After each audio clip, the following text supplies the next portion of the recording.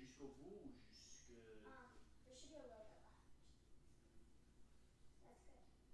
Comme ça? Yeah, I think that's maybe a bit more. Un peu plus. When it was all together, it looked like, way less. Et tu les laisses passer comme quoi? Comme ça peut-être? Yeah. Well, it depends how much. Oh. Ok, on peut les ajuster quand Yeah. c'est normal. Ça va faire ça. What are you doing, Dad? Are you making something?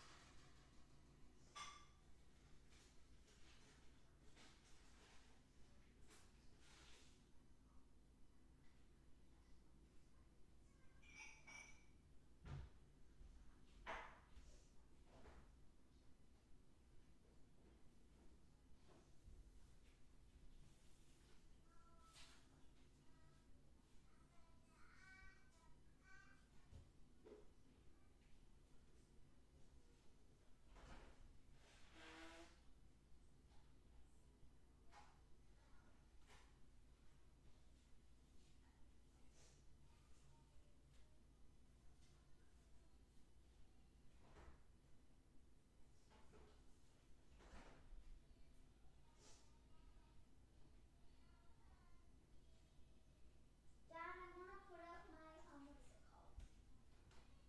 Daddy? Quelque chose d'autre que ça? I want to put up my, what is it? The, swing. I want to put up my swing, yeah. Oh, wow. D'accord.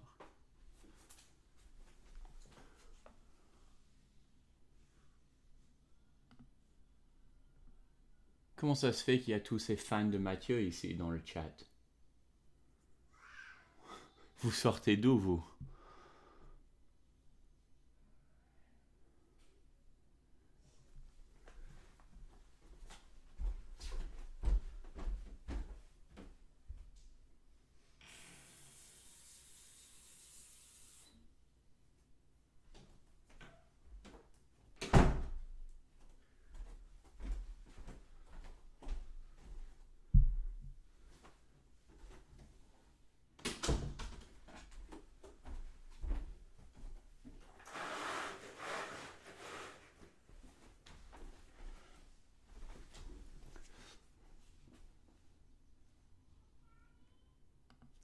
Ok, alors bonjour tout le monde. Bienvenue sur ChessDojo.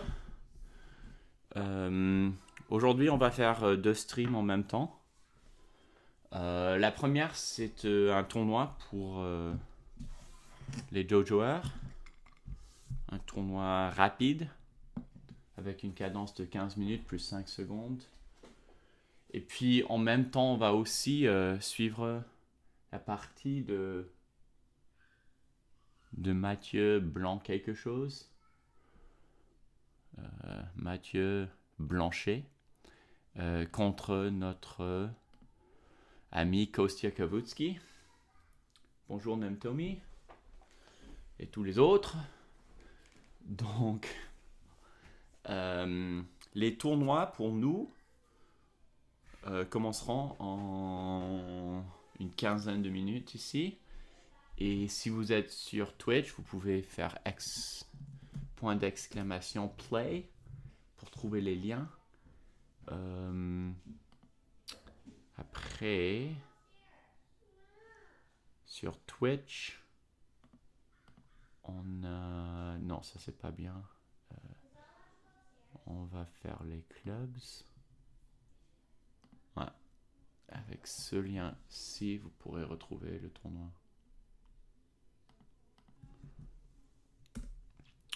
No worries, Lord Scuba. You're welcome. You're welcome to play in the tournament whether or not... What on earth? Did Kostya play like the Benoni or something this game? There's no moves updated, but it looks like he's played the Benoni. You're welcome to play in our tournament, even if you... Alright, I'm going to guess all the moves. They're playing really fast. Kostya seems to be playing the Benoni.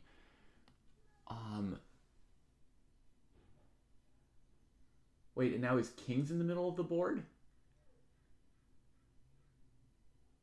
What opening is this? Or does he still have a pawn on e7? Gingy Indian? I can't tell what he did. Maybe he played a King's Indian? Why are there no moves on my board here?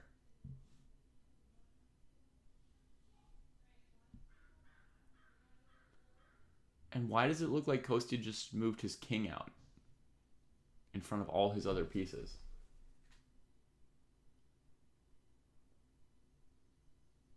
On the video, it really looks like he brought his king out in front of all his pieces. The most insane move I've ever seen him play. I mean, I've been watching this tournament for 6 rounds, Rangan, and I have not seen a delay of more than 5 or 10 seconds on the previous rounds. And here we're looking at 15 minutes. Okay, so we're going to try and guess something else. Here.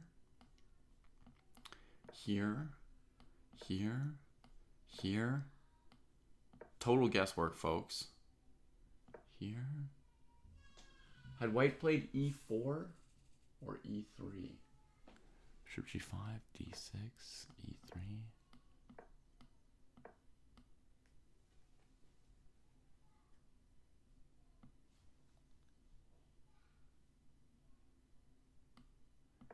I don't know what he did. It looks like they reached this position here. My move order doesn't quite make sense. And then in this position, it would seem that Kostya played king d7. Basically instantly.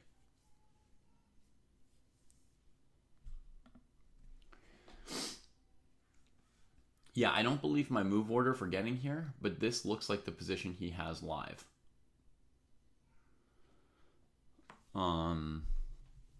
I guess the idea is he wants to protect the g-pawn against knight takes g5.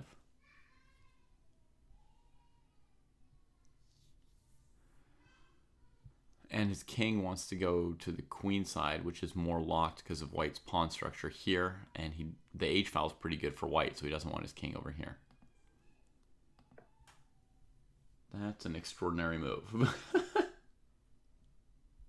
I think this is real, Putsy. I think this is actually a move here, or Kostya's move, or opening prep even.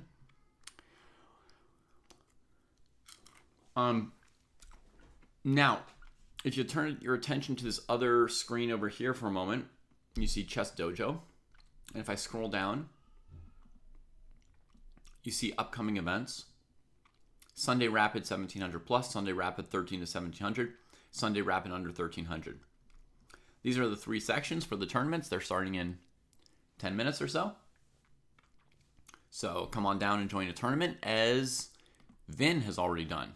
We've got another fan of Brandon Sanderson in the dojo. Just discovering this in the last 2 weeks. Basically, it just started off a joke that we made in our April Fool's broadcast, so slightly less than 2 weeks ago. And from this joke, in which I mentioned Brandon Sanderson, I found out that Jack, our genius lead programmer, is Brandon Sanderson's greatest fan, more or less. And then I found out that DM Hokie is also reading Brandon Sanderson, and now Jesse says he's going to read him because everybody else in the dojo has read him. And here today, in our under 1300 section, the first player to join the tournament 20 minutes ago, before the tournament was even ready to start, before the stream was up, I saw Luthadel Chess had joined. And here you see very clearly a little picture of Vin with her knives and her cloak.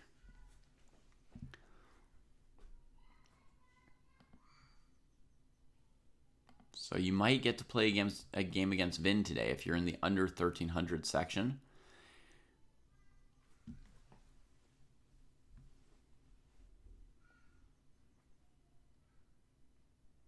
Hi, Adam.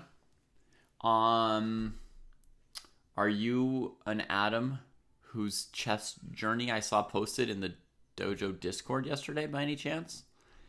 I was clicking around in the Discord a little bit yesterday, and I found some channel where people were posting about their journeys. And there was one called Adam's Age of Acceptance. Yeah, you've got the kids, so you got to schedule it. So my idea in general, Adam, for this tournament is for it to go from 9:30 a.m. Pacific to 12:30 Pacific on Sundays right now.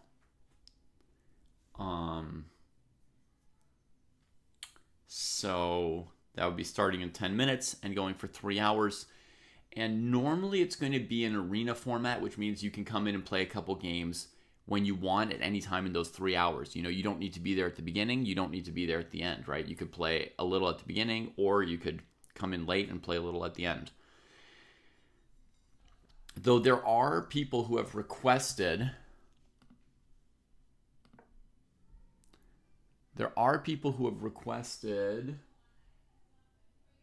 Trying to see, it looks like maybe Bishop D3 has been played by White. There are people who have requested that we run some tournaments with the normal like Swiss system pairings, like 4 rounds. And if we do ever run some tournaments like that, people will have to be there at the beginning, you know? Yeah, no expectation of playing the full block. Okay, here comes the actual move order of Kostya's game coming in. Knight F3 first, that makes sense. So if we ever run them as Swisses, the major downside is that people need to be there at the start of the tournament to participate if it's sort of a set number of rounds. As long as we run arenas, you know, you can pop in whenever you want and play 1 game or 5. Nemtomi says we need more players in the 13 to 1700 group. So folks, if you'd like to have a little rapid tournament today, or even just play 1 rapid game, why don't you come join Nemtomi in the 13 to 1700 group. Let's tweet it since there aren't enough players. Let's see. So we go ChessDojo viewer rapid tournaments or arenas. Arenas start in 8 minutes. Come on by to play or watch.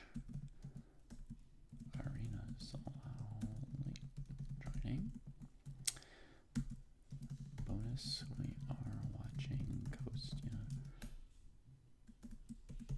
It's going to take me the full 8 minutes just to type this tweet. We're watching Hello Kostya play the Reykjavik Open.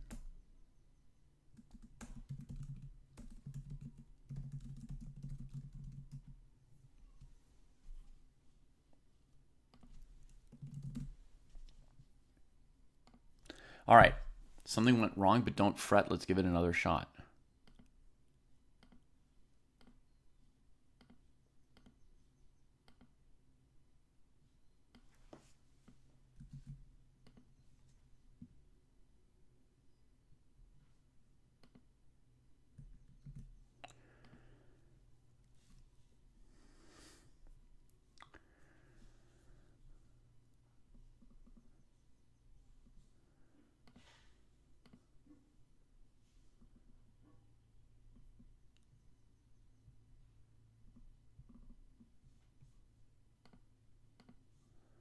All right, I've tweeted.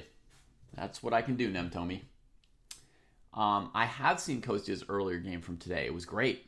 And Hambo's Lambo, thank you for your support. Welcome to the dojo. And we look forward to spending some time with you today. So let me see. Okay, so Kostya's game, we're getting the moves. D6, Bishop G5, H6.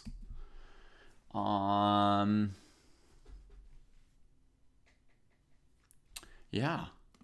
And let's go over here and see if we've got players in the 1700 plus group. So we can make an announcement if they need more players or not. 1700 plus group only has 2 players, so they also need more players with 2 minutes to go before the tournaments start. Let's check Nemtomi's group. Now that we made an announcement for them, Nemtomi's group is on 2 players as well. So, we got 4 minutes to go, and we need a couple more players to have these tournaments. So if anyone would like to play a game, here is a link on YouTube where you can find the tournaments. Here are some direct links to the tournaments for our Twitch viewers.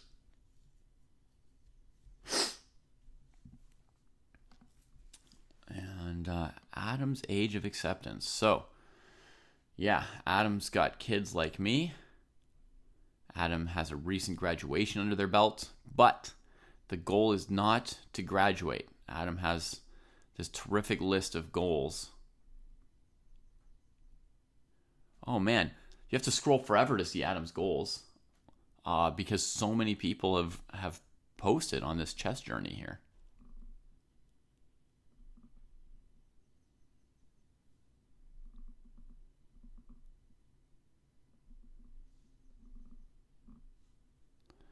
Cool.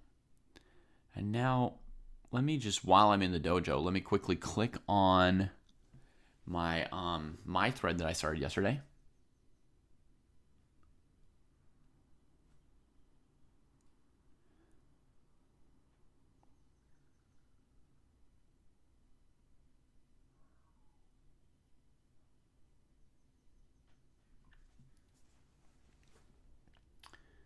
I don't know what level 3 of habits is.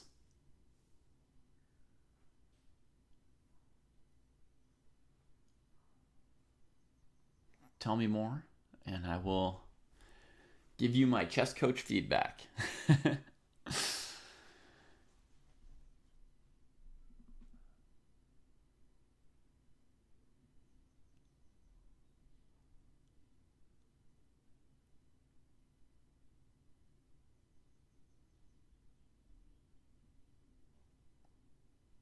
Richard's goal is to win a game against Adam.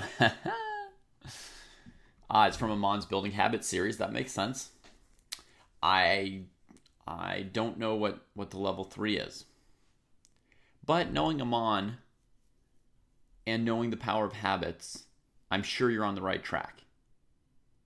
I'm sure you're on the right track.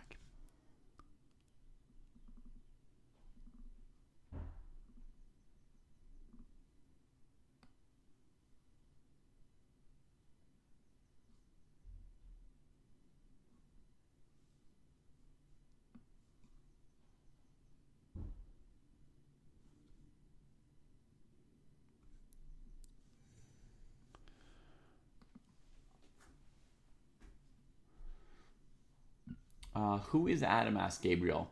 A dojoer who was commenting in YouTube a few minutes ago under the name Unpaved, who actually unpaved Adam. I think their handle on chess.com is UG and then some numbers. And I think I actually watched them play a game on Friday Night Fights just 2 nights ago. So, yeah. That's Adam. I'll read you their goals, Gabriel, because I think their goals were really cool. I think that stood out. Well, I'm so bad at finding things in Discord that now that I clicked out of it, I may or may not be able to find it again. Chess Journeys. There's Chess Journeys. So it's a post called Adam's Age of Acceptance. And Adam says, I started playing in earnest last year, December 2023. I didn't play much after realizing I was terrible at it. Like terrible at chess, right? Rating just tanked. Very weird to assume everyone starts at 800 ELO only to get shellacked down to 200 ELO. So it's an unpleasant experience, right? When you join a chess website, you get given some provisional rating, but actually, you know, you're a beginner and your rating goes down hundreds and hundreds of points. So that was slightly unpleasant, right? Got shellacked down to 200 ELO. The ELO anxiety had started and I was pretty quiet for the first half of 2024. Started up again in the second half of 2024, but elo anxiety was still really high. So Adam worries about their rating and winning and losing. That's when I joined the dojo as sort of a Christmas present to myself. So this is only a few months ago. I was committed to playing more, getting over my elo anxiety, and now my mission is more personal than about chess itself. And then here are the goals. Number 1, I want to prove I can do this with hard work and discipline, as I've never been so naturally bad at something before. Right? That would be like me trying to get good at drawing things without looking at them. Be like, wow, that would be a challenge. Number 2, I want to show my boys, 3 and 5, that you can improve with hard work and not give up. 3, I want to test my anger management skills and improve my anger control in the face of knowingly putting myself in difficult situations. In itself, having that kind of goal, I've found, can often help you to not get upset in the moment, because you're like, oh, this is my moment where I have to, do my goal, right? Number 4, I want to improve my anxiety by facing my fears. Number 5, I want to improve my cognitive skills and stave off any mental degeneration. Important as you get older and sleep deprived from having young kids. And number 6, I want to improve my tactical and strategic thinking, which is beneficial to my line of work outside of chess. So I think it just stood out as like a super, super great set of goals that they had there. All right, let's see if our tournaments are going to get started. So the 13 to 1700 group has begun. They managed to hold the event. That's great. Let me check on the 1700s. I don't know if they made it. Let's see if the 1700s have a tournament today or if it got canceled. Oh, they made it. All right, so all our tournaments are running today. Yes. And that means it's time for me to get into the, commentator's seat, right? Let's catch up Kostya's game in the lower area here. That king d7 move. And they're not yet showing bishop d3. But I think here Kostya's opponent, Mathieu, played bishop d3. Put Kostya in a long think.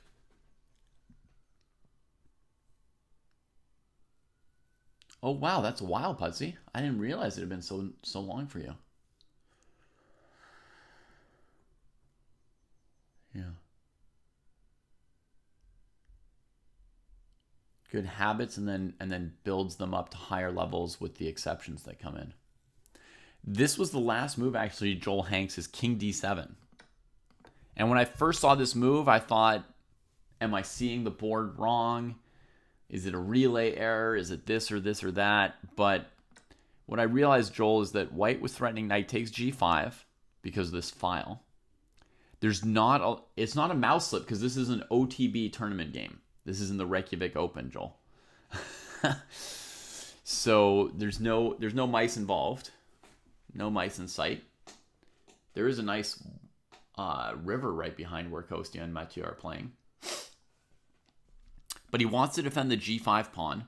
And also in terms of where he wants his king, he wants his king not over here in sort of an open area without minor pieces where the h-file is a bit weak. He wants the king over on this side of the board where, because of white's pawn structure, he can sort of lock up the whole queen side and hide his king there. Right? So Kostya actually played king d7 immediately in the game. And Mathieu played bishop d3, and he thought quite a while before just now playing king c7, even though that was obviously the plan. So he just tucks his king properly, and then he'll use his other pieces. But it is a rather unusual, shocking, or extravagant sequence of moves to find this early in a game, right? The king coming out with literally 0 other pieces developed. I'm guessing that would be an exception, huh, Hambo's Lambo? That would probably be an exception somehow to some habits. Like, I would imagine that Amon says, get in the habit of castling versus in the habit of, what do they call it? Bong clouding? So this would be level 5 maybe. Okay.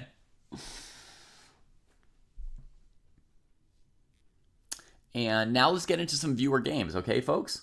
So we're going to go, as I traditionally do, first to the under 1300 group.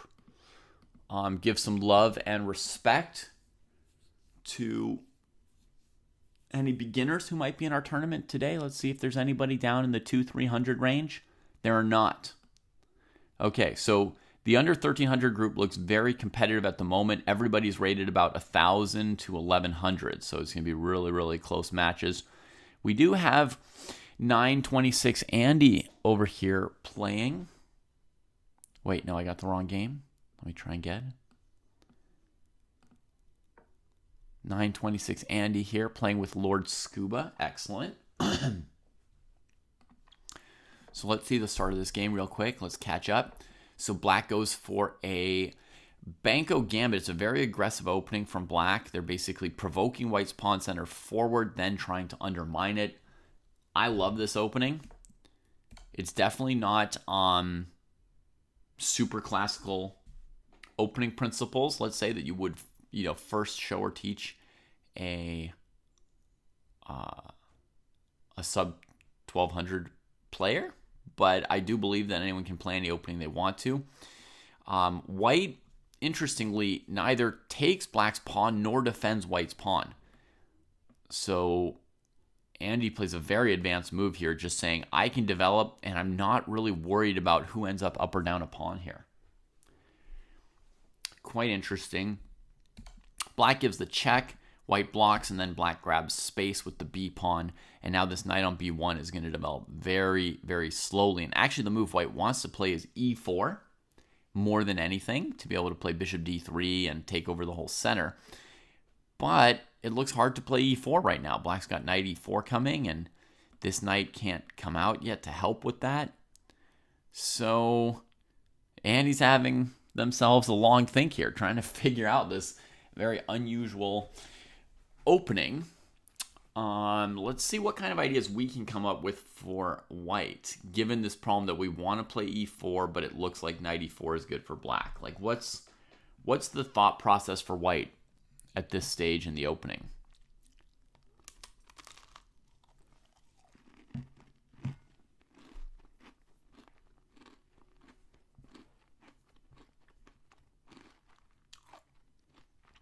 Instantly, we get two great suggestions from MG Knight and Putsy. Right on.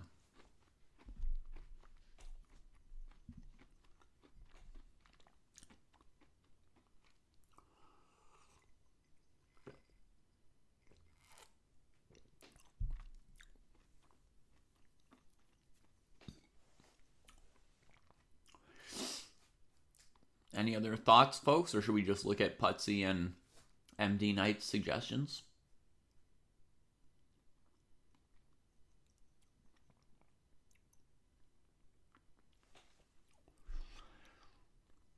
All right, we'll start with Putsy's suggestion because it's the first that I would look up if I were here. The first thing I would look at would be this move, Queen C2, because it's the closest thing we have to a developing move that might allow us to play E4 quickly, right? So it's the first thing I would look at. MD Knight gave us the idea of E3 followed by Bishop D3. It's logical, right? This is a nice thing to have in your back pocket, right? Like if you can't get E4 in one move, well, we could play E3, Bishop D3, and still eventually get what we want. And it's developing at a reasonable pace, right? So that's like a backup option.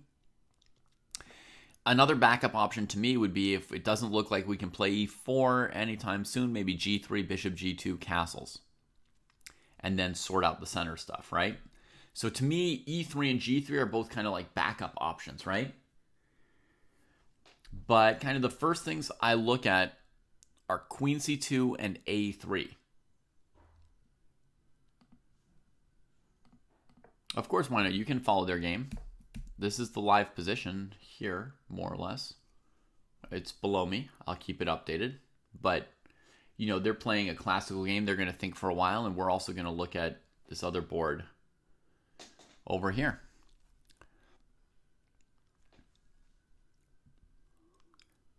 Yeah, so I had this other idea, A3, to break up this pawn on B4 and free my knight and rook. But after I looked at this for a moment, it appeared to me that whatever black does, I can never take on B4 because of this. I'm not looking to sack my bishop, no matter how much of a pawn on A3 I have. So it seemed to me like A3 never really threatens anything. To threaten something, I would have to defend the rook. To defend the rook, I would have to move the knight. I think my kid just played Queen C2 in this position, by the way, based on looking at their video feed. So to me, a3 looks pointless. I've got no way to actually threaten pawn takes b4 or do anything, right? Okay, so queen c2 is going to be like the first move we look at. Another idea we have is to play bishop f4. Somebody mentioned bishop c1. I would probably go here, but I guess bishop c1 could be similar. The idea is to put the knight on d2 in order to maybe play e4 then. Okay. Let's look at queen c2 first, see how it works. That's going to be the simplest if it does work. Queen c2, threatening e4. Anything black can do about this? Is there any black piece that can contest e4 right away?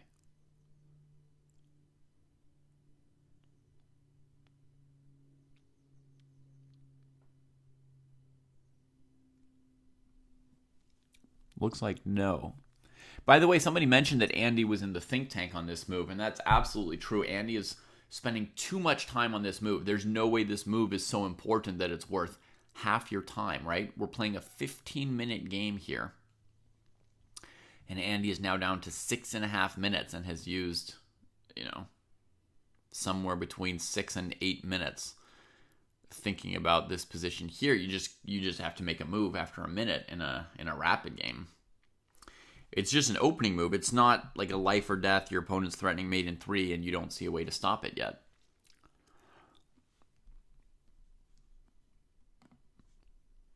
Okay, so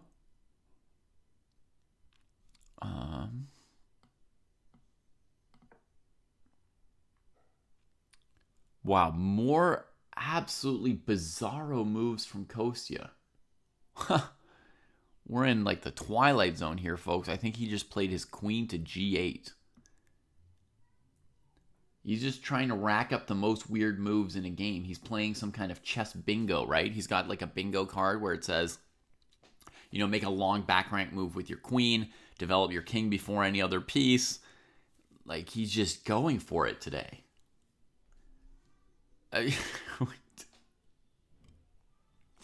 Wow.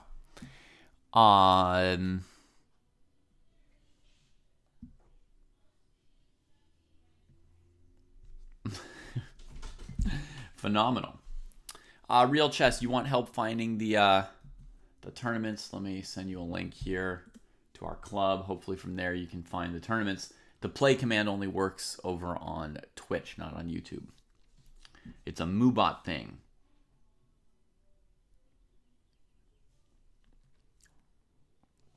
I don't see a way for black to stop e4. So honestly, my thought process would have stopped here after about half a minute, folks. And I would have played queen c2 and then e4. Is queen g8 to prevent bishop h7? I don't know, Putsy. It does prevent it. But I gotta say, I have no idea what anybody's doing in this position. Well, that's not 100% true. I would probably move my a-pawn up the board as white.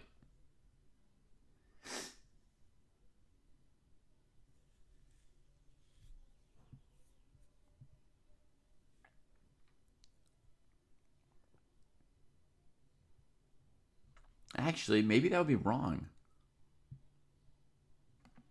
Maybe you need to go here, check them, force the pawn to b6, retreat, head back here, and then move your a-pawn up the board when there's actually a hook on b6.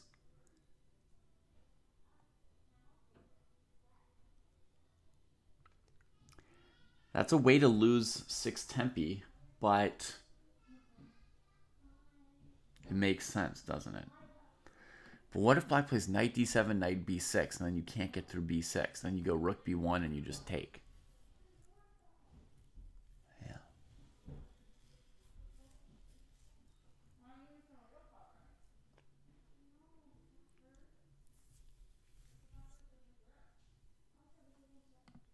All right. Meanwhile, Andy's just disconnected, I think. We're going to click on a different game.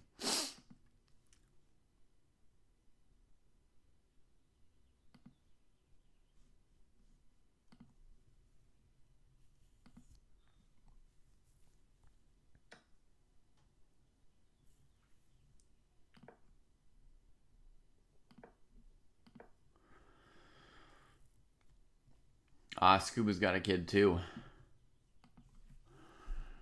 Yeah, that'll happen. Bishop b5, a6. It's a good move here from Charlie Boy. Just d5, boom. And white moves away. I feel like normally people trade that pawn, huh? Now it's like we've moved the bishop twice in the first 5 moves. You'd think black would be pretty comfortable. That said, I mean, maybe if you hand white this a6 tempo, then white could be comfortable.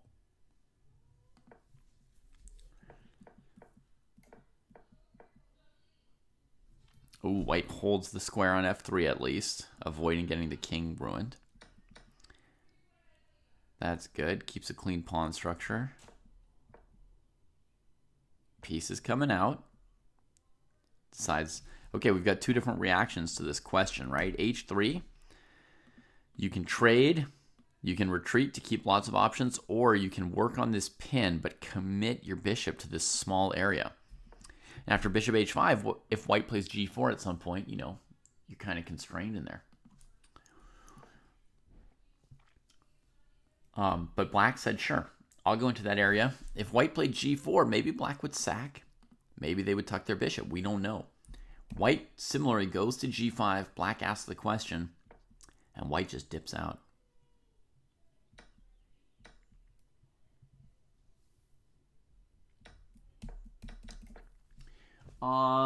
This is the 2nd week that we've moved it to Sunday, RG. I believe last week was Sunday and the week before was Saturday. I might even have it wrong, but hopefully I've got it right. I mean, I don't know for sure, RG, but that's my tentative thought for the next 2 months, like to the end of the school year, and then we'll see how the summer shakes out. We'll have a sort of, we may have a different schedule in my family once it's summertime. For one thing, I will be in Hawaii, so I'll be 3 time zones away, so this would be 6:30 a.m. I probably won't be streaming at 6:30 a.m. every day, but maybe.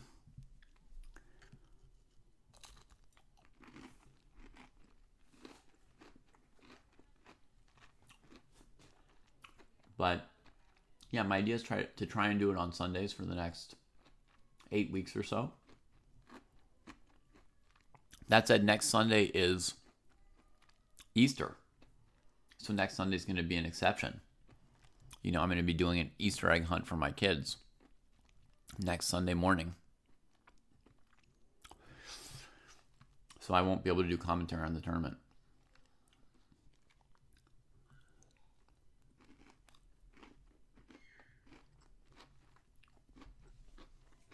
Right on, Rotten Chess. You got it. Cool. I hope you find it useful or enjoyable or both.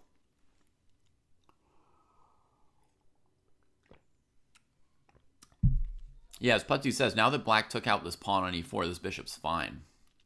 g4 just weakens white's king now, and the bishop is fine no matter what.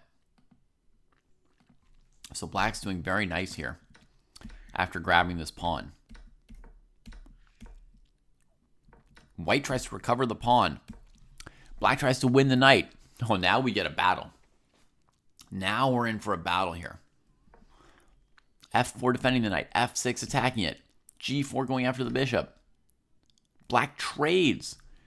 Isn't the dream to retreat your bishop and then get the knight for free because of this? But it's tricky, right? Because white, maybe black saw if bishop f7, knight f7 hits the queen. And if bishop g6, honestly, white could maybe just take these pieces. It looks like a lot of pieces against a queen or a reasonable number, except bishop c5 check, and you win the knight and the game for black. So that wouldn't be possible.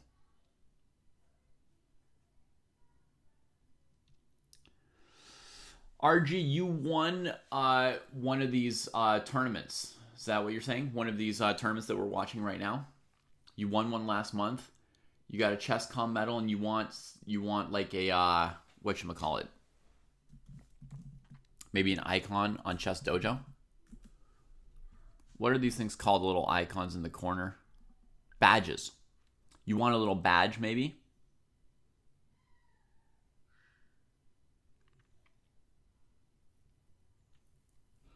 So people can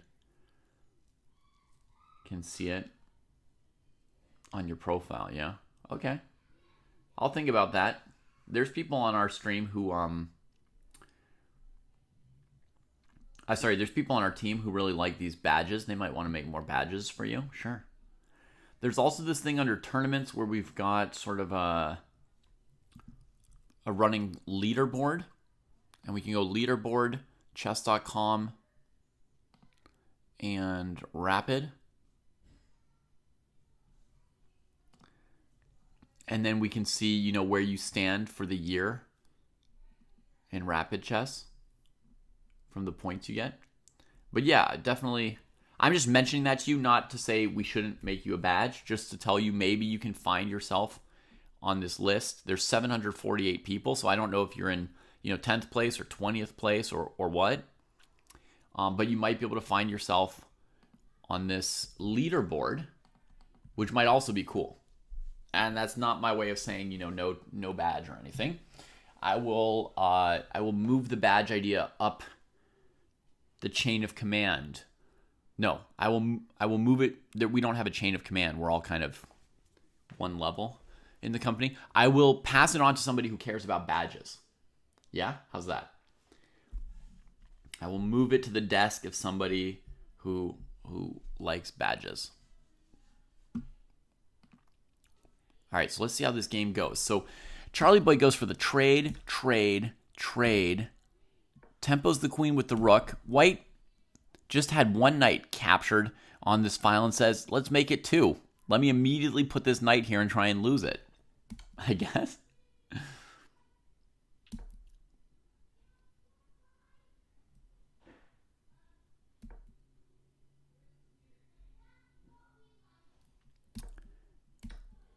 Whoa! The knight was available. Oh, there's the knight available again, but this time there's queen d5 check. Oh my god. There's some dramatic tactical possibilities here for white and for black. Getting missed. Rook f4, bishop d6, powerful, but will white find queen d5 check the second time around? They do! Oh! Better for black might have been rook f4, queen f4, and then bishop d6, yeah? Oh my god, the pieces are all over the place. I was trying to be responsive to a suggestion from YouTube chat, and while I was talking to you for 10 seconds, RG, about 10 different pieces got hung on different squares here, huh? So this is like a bloodbath, this game. And we're not looking at it closely enough. Queen d5 check.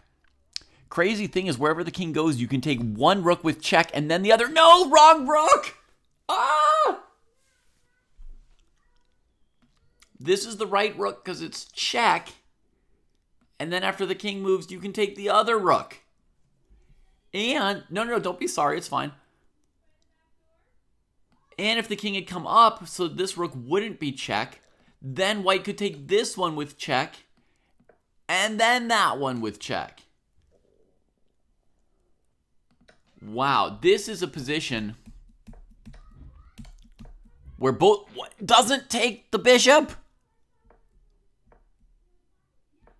Oh no, queen takes queen. No, walks away. Oh my god. This game is like a walking chess puzzle. I think there have been 20 different chess puzzles in here that I could pull out and add to our puzzles section for under 1,000 tactics, right? Look at this. Queen e5, bishop e5, rook f8. I think we're at like 10 moves in a row where each player could have won on each move.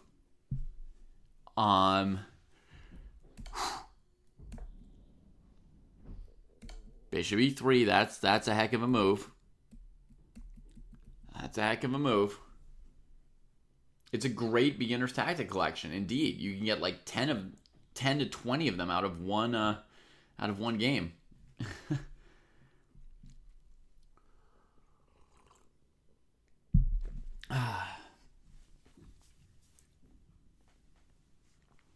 All right. Some folks may want to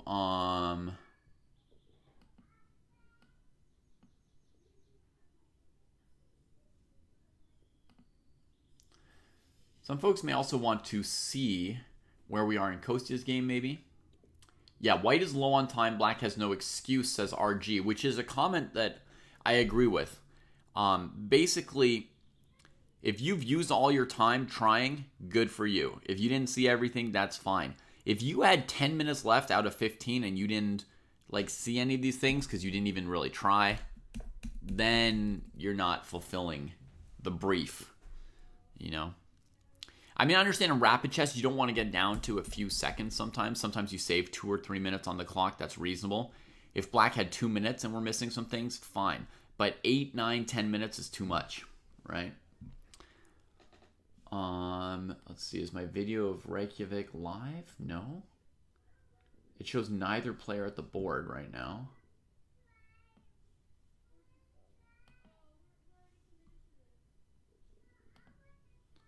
YouTube just occasionally desyncs, but it looks like indeed neither player is at the board right now in Kostya's game. Let's see what the most updated position is. Knight d7, rook b1. Oh, and only then maybe he played queen g8. They've got a long lag on the or delay on the games today for the first time.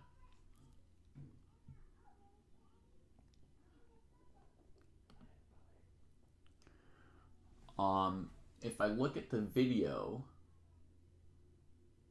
rook b1, queen g8, what did white do?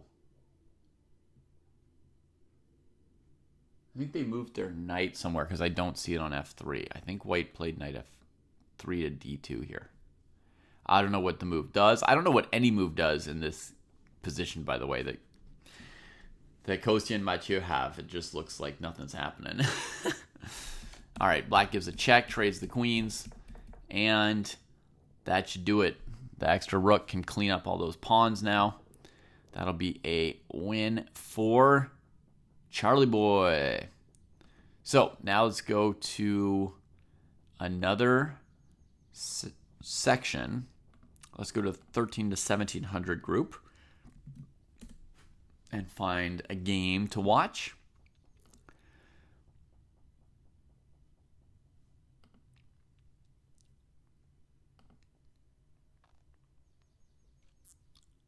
All right, so we got 2 rooks and a bishop against 2 rooks and a bishop with 2 extra pawns for black on that board. Here we've got an earlier game. Yeah, this looks pretty interesting. I think we might cover that one, but let me look at Pleit's game as well to decide. Whoa, similar. All right, let's try and duo cover these 2 games with the Dutch structures, okay?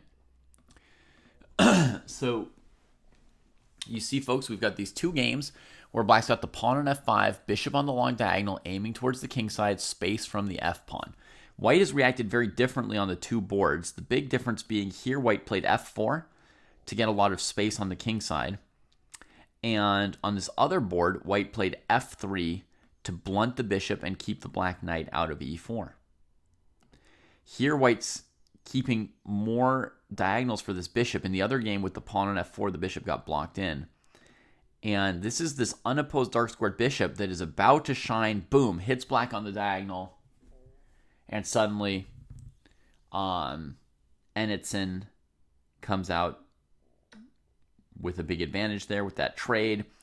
And one of the most important things about this approach from Enitson is black doesn't have such obvious play. It's not so clear what you would want to do as black in this position against the f-pawn. Maybe g5, g4, like in the other game, is an idea. Let's click over here for a second. Yes, Nordovik, Kostya won his game this morning. Very nice game. So black played h4. Bishop came in here, and black traded. That's weird, because you would think that here, for Umang, the big dream would be that this piece is bad, right? and that you want to do something like takes, and say, I'm outposted. I'm stronger than you, right? Here, and then, I don't know, maybe king here, and bring your rooks to the g file, right? Plus, you might want to play g takes f at some point to attack g2. That's the best target on the board. For black, instead, black traded the bad bishop on f2 and then locked up the king side a bit, which makes it a little bit harder for black to attack white's king. Although there is this threat of g3, which is huge. But basically, there's an important move for white here. I think rook f1. And if h3, you can go g3. And if g3, you can go h3. So once you get your rook off of f2, the king is relatively safe. Does that make sense? No, there are no GM norms up for grabs in this for Kostya this time around, Hockey Chess Dude. It's a very, very big open tournament with tons and tons of players of all kinds of ratings. And Kostya's just played too many players rated 2,000 to make a GM norm. Right? Basically, it looks to me like if he wanted to make a GM norm, it was possible because there are GMs, but he would have had to start the tournament off by beating the first 1 or 2 GMs he faced to get more GM pairings and opponents throughout the tournament, right? But in the second round, he got paired with a GM and lost, and then the pairings fed him 2 or 3 more players rated 2,000. And then immediately it's impossible to get a GM norm. I mean, honestly, impossible to get an IM norm. You can't even get an IM norm playing players rated 2,000, right? You have to play, to get an IM norm, you have to be playing against players rated at least 2,300. Really, it should be 2,400, right? to be an IM norm. But technically, if you play a bunch of 2,300s and you rack up a crazy score, like 8 out of 9 or something, you can get an IM norm playing 2,300s. And a GM norm, you need to be playing people rated about 2,500. You know, if you're going to score +2 or 3, and if you're playing players rated 2,400, that's really sort of an IM norm level event, then you need to score like 8 out of 9 to get a GM norm there. Kostya's playing a lot of people rated 2,000, so he would have to score like 16 out of 9 to get a GM norm.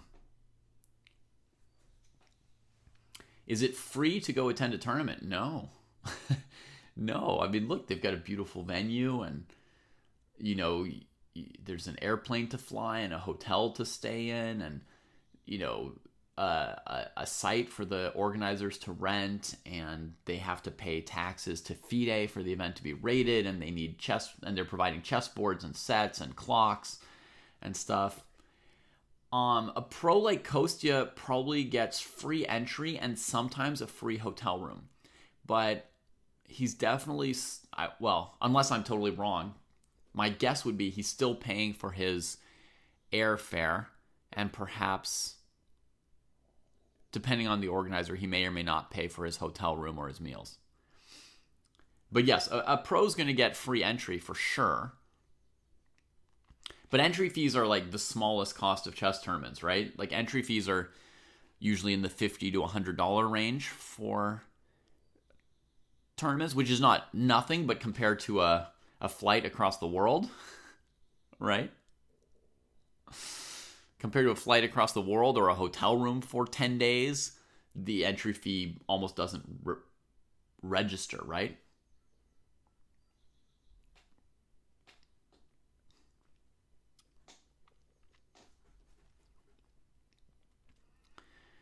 Normally the hotel is the most expensive, and then the flight the second most expensive.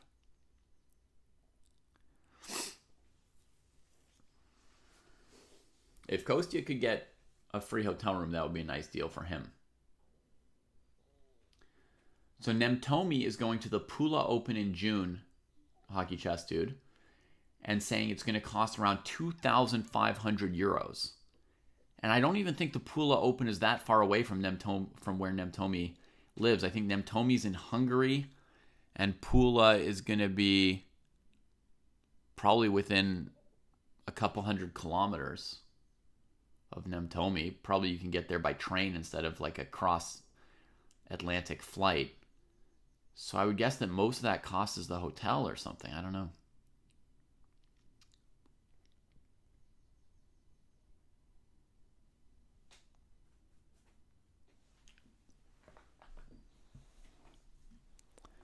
Okay, so let's get back into our game. So G4. Oh God, the game ended while we were talking, but in very few moves. That's weird. Yeah, Nemtomi says 5-hour drive. Is Pula in like Croatia or I don't know exactly where it is. I've heard of the tournament once before. The hotel must be crazy expensive because I feel like almost all that cost is the hotel there. It's not so much how expensive chess can be, Hockey Chess Dude. It's how expensive travel is right now, mainly, right? Like, you can play little local tournaments if you're in a big city, and they shouldn't be very expensive. Oh, wow, I guessed right. It's in Croatia.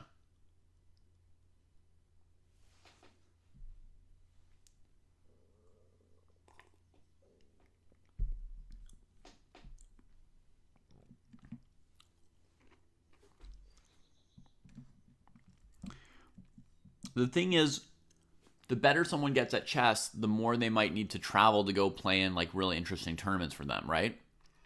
But before I was a really strong player, I never traveled for my tournaments, right? I never traveled out of California for a tournament until I was a master, until I was over 2200. Every single tournament that I played as, you know, a 1200, 1300, 1500, 1600, 1700, 1800, 1900, 2000, 2100. Every single one was in the California Bay Area. Maybe once I played in LA because my family was in LA to see family or something. And we drove there. But I think even that, I don't think I played in LA till I was a master either. My first memory of a tournament in LA was like a Western Class Championships where I was a master and I played Valdis Celis Purins and Igor Ivanov.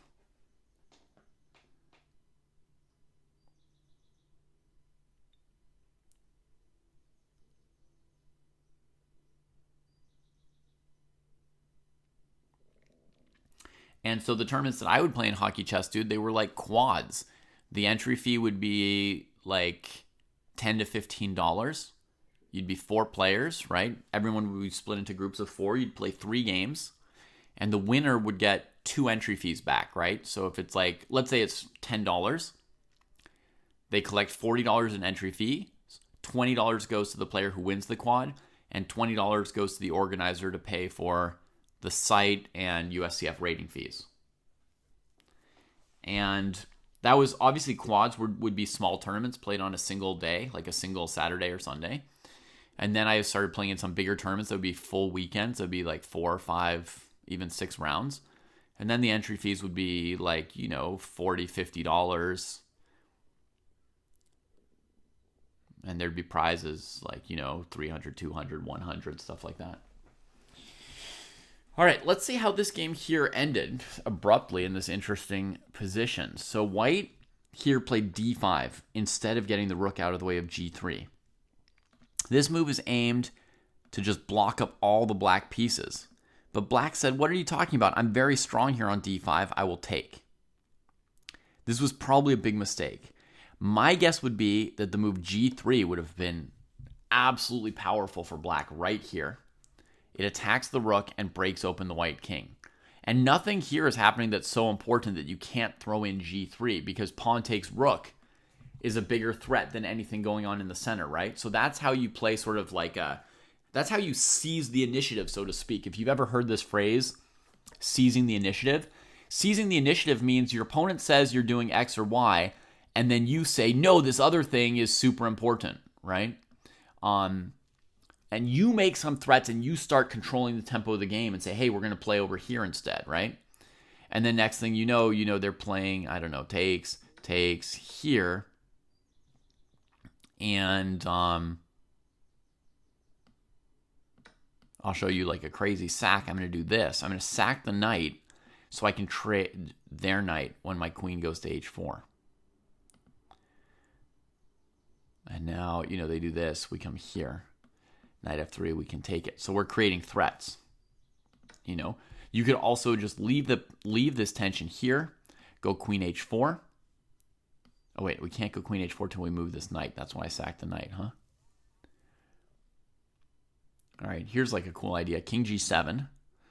You go rook h8, and then you start threatening rook h1 check, king h1, queen h8, queen h2. Checkmates start to happen once you get rooks and queens on the h file. So and you just leave this stuff dangling, right? If they take, then you go for your attack. Now, e takes d5. I understand black feeling like, hey, I'm strong here. You start this fight, but I'm going to finish this fight.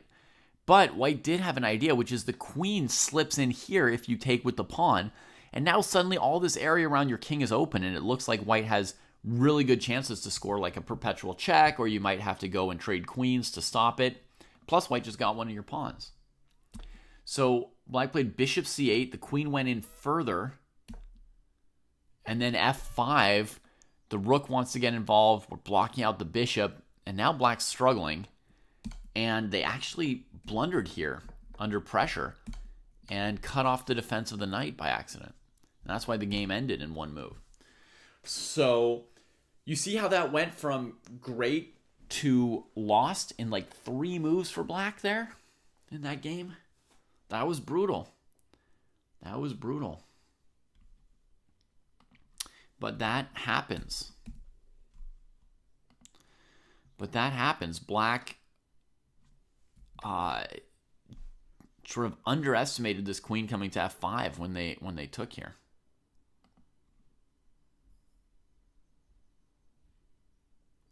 Right, then in the US, there's the continental chess tournaments. Those have, a couple $100 entry fees and thousands of dollar prizes. Those are kind of like the gambling or casino version of American chess tournaments.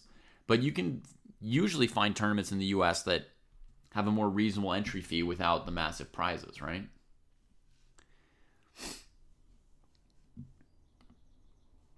All right, let's grab another game to watch. Actually, before we do, let's check if that other game ended that we were also watching before, Enston and Plight. So we had been here. White had won the exchange, advances on the queen side. Queen h4, a5, rook f6 for the second time, right? There will be no third time because black doesn't have 3 rooks to sack on the king side.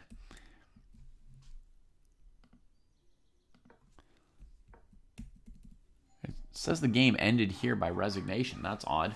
Oh, someone's at the door. I'll be right back.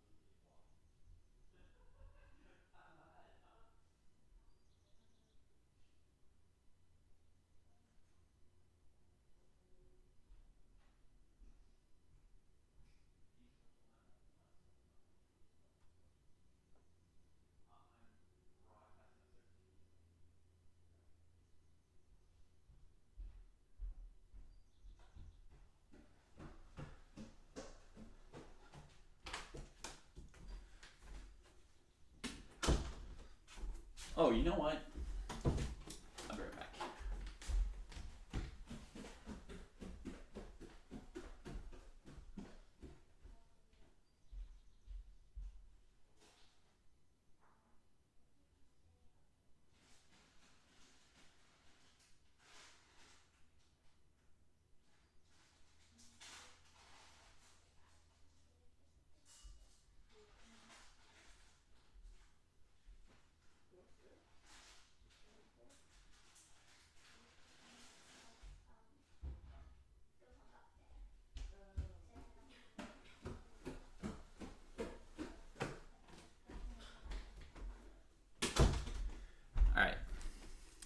Pardon the interruption.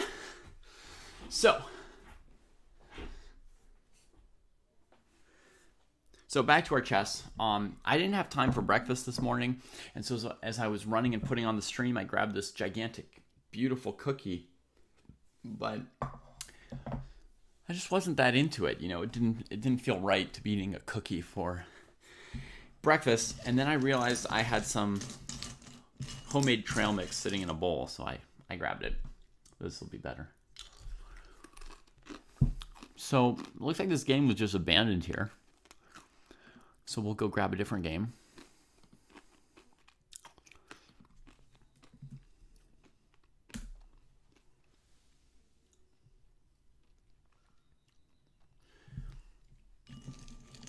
Wow, €20 entry fee. That's nice and low, and a prize of 1,000 is a lot for that kind of tournament. Normally, if you've got a low entry fee, you won't have big prizes.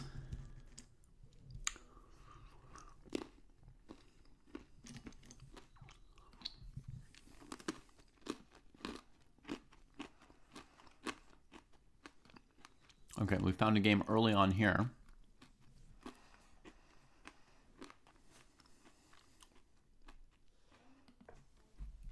We'll catch up with them. It's a Rui Lopez.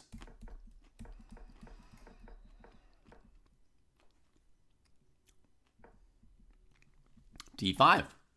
I've had this position before.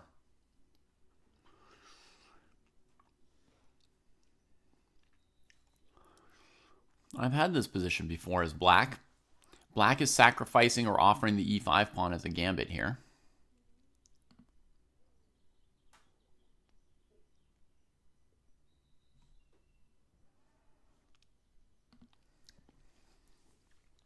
It's kind of like the Marshall Gambit, and white's playing a move order here. Black's inviting the main Marshall Gambit here. If white plays C3, they play D5, right? So A4 is kind of an anti-Marshall move, threatening A takes B5. But after black plays bishop B7, developing and defending the rook and defending the pawn, therefore, white now goes for C3, trying to build the big center, and black says, nope, too slow. You know, if you don't want to play D4 fast enough, I'll play D5. And the only punishing line that white can try that I know of is to accept this gambit. Let's see if white does. Okay, they're maybe going to trade rooks first, which is fine. Makes sense, in fact. You're better off as white trading off these rooks if you're going to grab a pawn and then get attacked on the king side. Yeah, in this position, Rangel, white's got a number of moves they can play. There's D3. I don't think H3 makes the most sense once the bishop's gone here. So I'd say D3 is the most likely, as you say. The other would be knight C3. Would be pretty normal.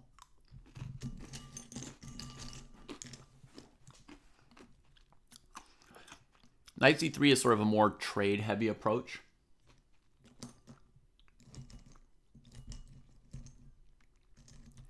Right? Often one or two pieces are going to get traded with this approach.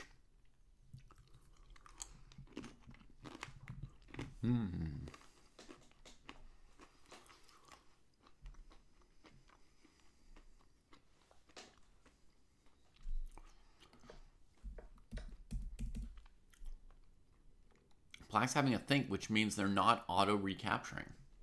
Isn't that interesting?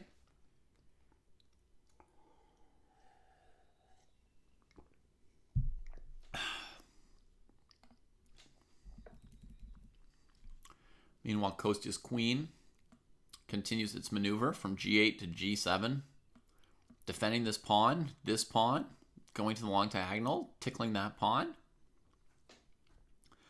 Probably more or less the best square on the board for the queen at the moment. E5 could also be good in some cases. Neither player able to do much just yet on this game. Okay, and now black takes back.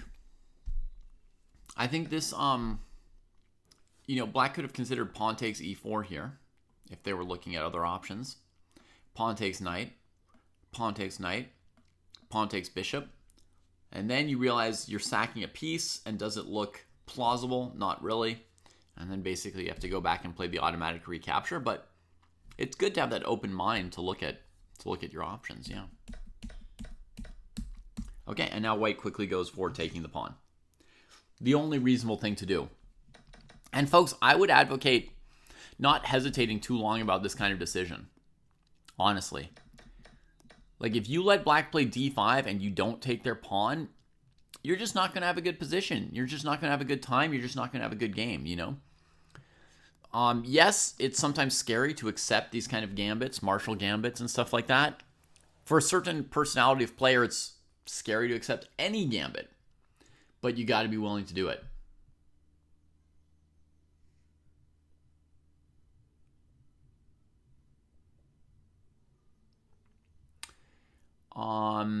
Yeah, Kostya played king d7 instantly, Hallie, so he was definitely prepared for this.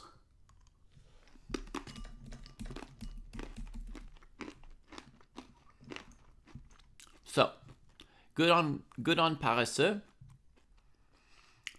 for accepting the gauntlet.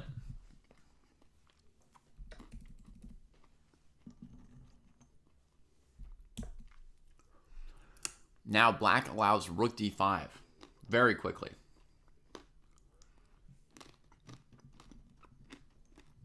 Let's see what Paresseux thinks of that option. Will they spend some time seeing if they can take?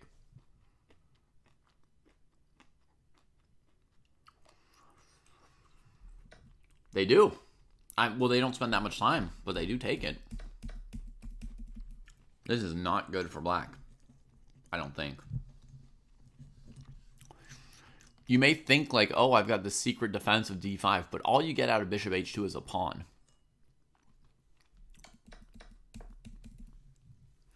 So now you're just playing with rook against two minor pieces. It's completely winning for white, I think.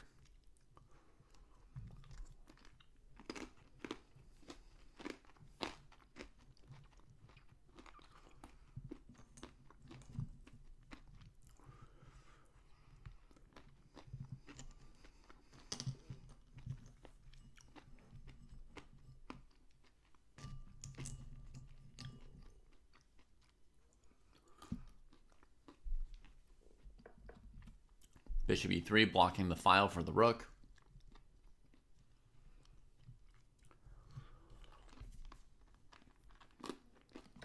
Right. So Rengau's saying in this position, maybe knight f4. I think that's what I've played every time in this position, Rengau. I've played knight f4 here. Probably like 10 or more times in blitz games.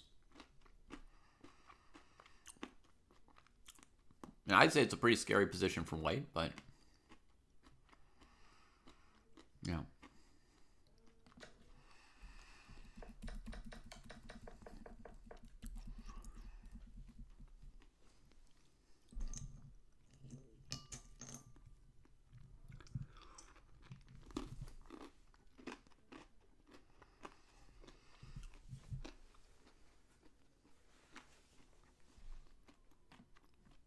Now white can just bring out the pieces.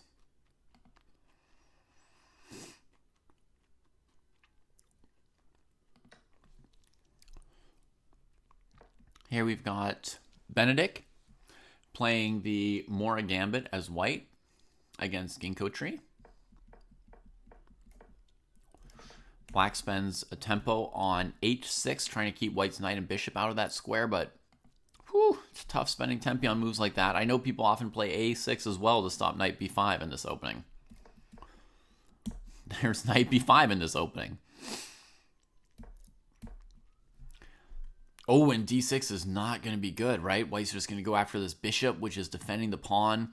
If it goes to c5, there's b4. This opening's just instantly falling apart for black, I believe. Yeah, h6 is proving less good than a6 here, right? And then you go for bishop b4 to trade the piece, and white just aims at that square. Black played a6 here. Of course, white could play check. I guess the question is, how good would an endgame be for white already down a pawn? And I think the answer is very good. But it is an interesting question. I don't know for sure how good it is. There's also always the possibility of just retreating. Queen c7, d5. Yeah, we've got a big rating mismatch here, Putsy. Which happens in chess, so it's, you know, usually I pick fairly balanced matches, but it's okay to see a mismatch now and then, so to speak.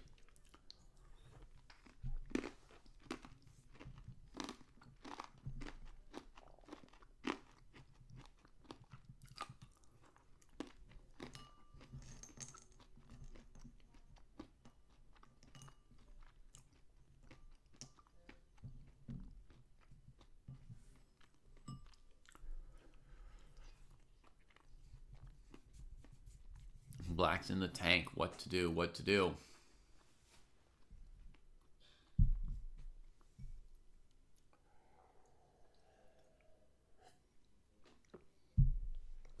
One big problem for black is that if you go a6, pawn takes, it lines up the rook. Then you more or less have to sack the rook to get pieces. How bad is that? I guess it's not 100% obvious.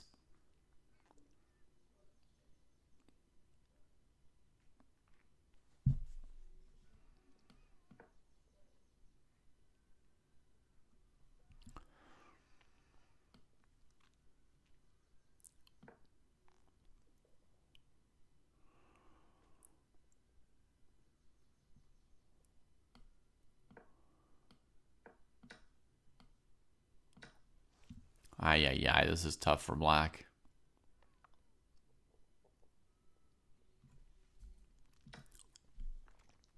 Maybe it's even good to do this. I don't know. Because it seems like the only move for black is king here, defending that.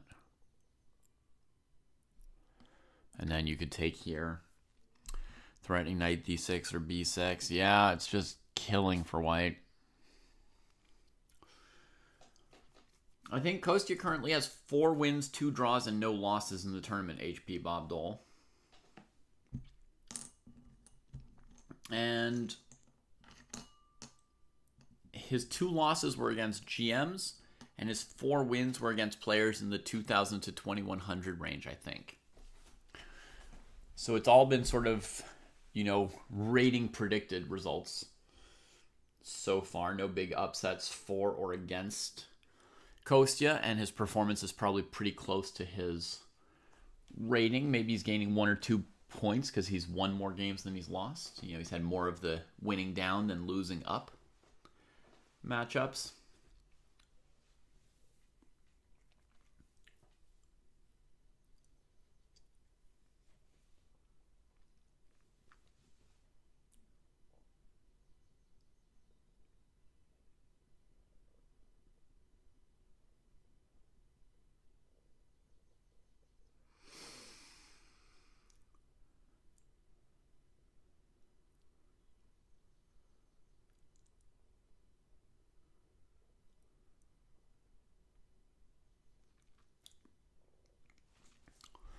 Black's thinking a long time. Let me see if I've got the board right.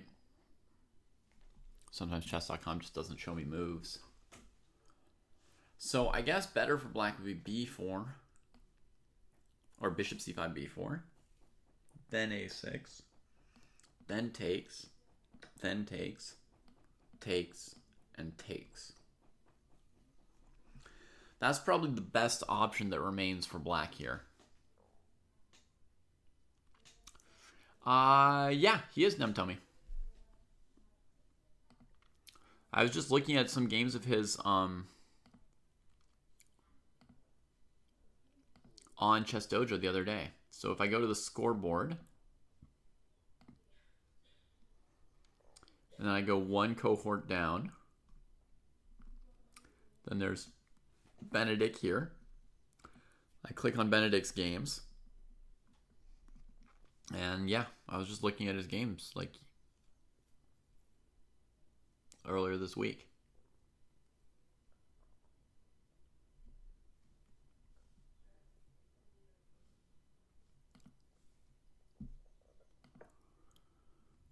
I 4 minutes left for Ginkgo tree. They're just not seeing any line that they feel is acceptable. It's kind of a, when you can't see anything you like, then you burn up your time situation, a painful situation.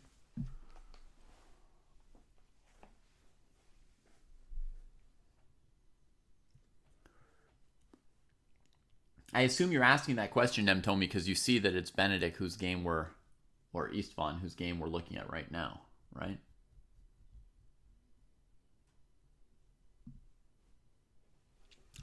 And you are from the same country, right?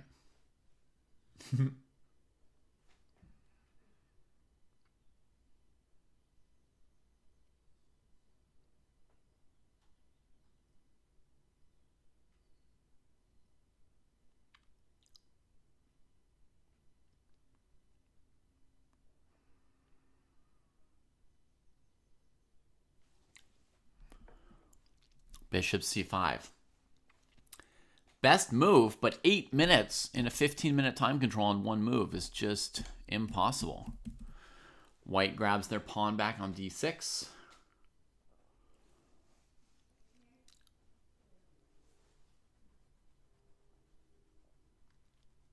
Now, how would I approach this as white? Like, simple moves are moves like developing, right? But we want to think about this knight. Is it going to get attacked? Is it going to be able to stay where it is? Do we want it to stay where it is?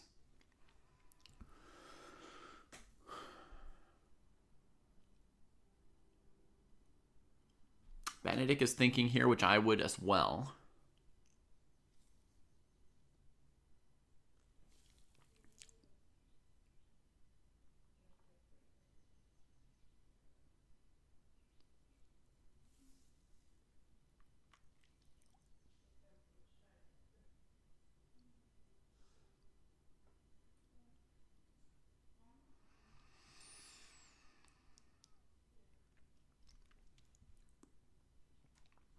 White could also settle for like really simple play, right? Just trading the piece, taking the bishop pair, maybe trading queens. But this knight right now looks better than that bishop. That bishop's not a great piece for black. And the worst thing about black's position is actually their king position, which would say you don't want to trade pieces, right? So, I mean, you don't need to play crazy aggressive here as white. It's not that I would refuse to ever just play a simple move and play my advantage in an endgame here. But if we want to maximize our advantage, it's going to have to be to keep pieces on, or it would be to keep pieces on the board and try and make black's king position an issue. Master Toaster has an interesting idea. You could start with bishop e3, fighting for these dark squares by going after that piece, with the idea that if black takes, you get powerful threats against f7. This might be very strong, Master Toaster. Let's check it. It may be unnecessary, but it might be the best move. So let's have a look. If black plays knight f6 to shield the file, we just go e5, right? Knight goes somewhere.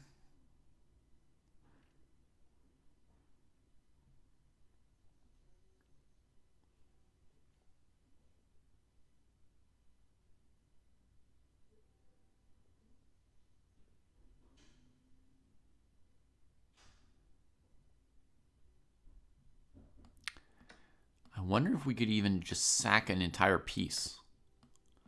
Look at this. Check. Here, knight here, and if they save the rook, that's mate. The main threat is rook f8, king here, and then taking that rook with a big advantage. I don't really see any good moves for black here. So I think here they might give back a piece like this, and then takes and takes. Now, is this good for white? At first blush, it looks very good for white. And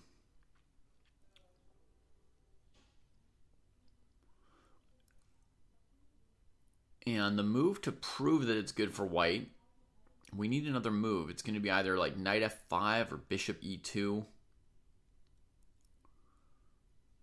Maybe rook d6 is good enough. This feels very promising.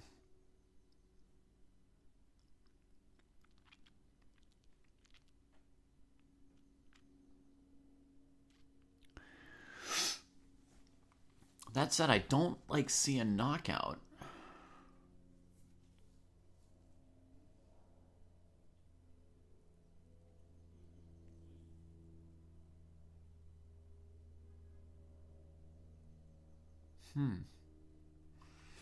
God. My instinct is that white is more than +1 here. Now, to support that claim, you would have to find a very strong move for white here. I think this could be an interesting exercise, this position. Find the best move for white. I'm actually going to grab this as an exercise for myself for later. I'm going to copy the position.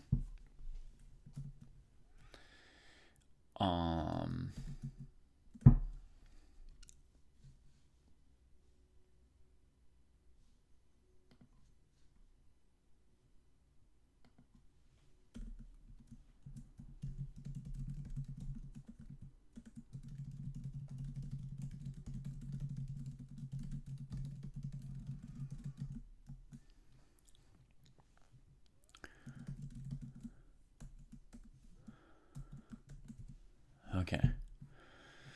Save that as an exercise for myself. For now, that gives us a sense that bishop e3 is plausible, right? It gives us a sense that bishop e3 is plausible, but it didn't 100% prove anything. Now, knight f6 to e8 might be a very bad defense for black, so we can definitely find a better move for black here than knight f6. But Master Toaster wants to maybe look at knight g5 here.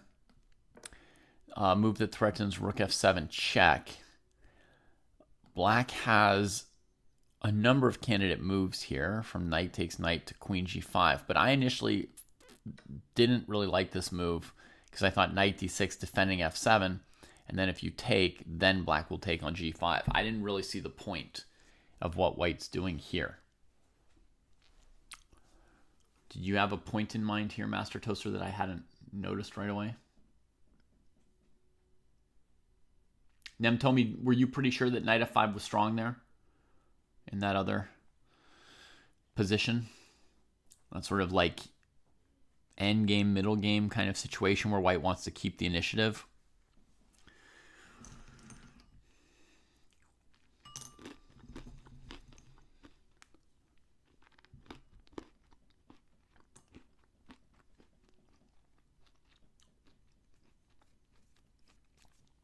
Yeah.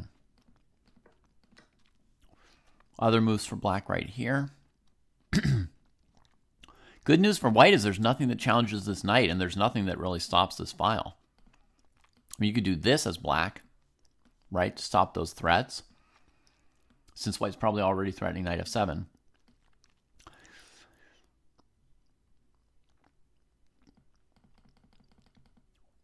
Now, if I go here, I guess there's this move. Maybe we go b5 right here, yeah. Black's dead. This is winning. Oh, maybe rook f5, Evan. I didn't think of that. This, by the way, this is very strong for white. b5 here. With the idea that if the knight retreats,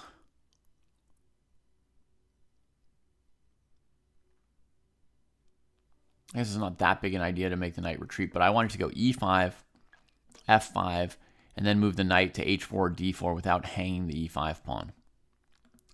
Yeah, this is strong. This is strong, right? Because black's creaky on e6, e4 could come, f5 will be creaky. And after knight a5, just to get a tempo, right? Bishop a2, the problem is this knight is so badly placed now, right? Cut off on all these squares. So black could also just lose to something like queen d2 at some point. No, it's just lost, basically. It's just lost. Your bishop e3 move looks very strong. Benedict, by the way, has been thinking for, what, 6-7 minutes here?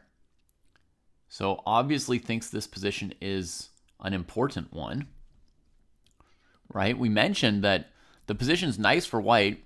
To some extent, you know, they could just take and say they've got the bishop pair. They could just develop to b2 and say, what's black doing?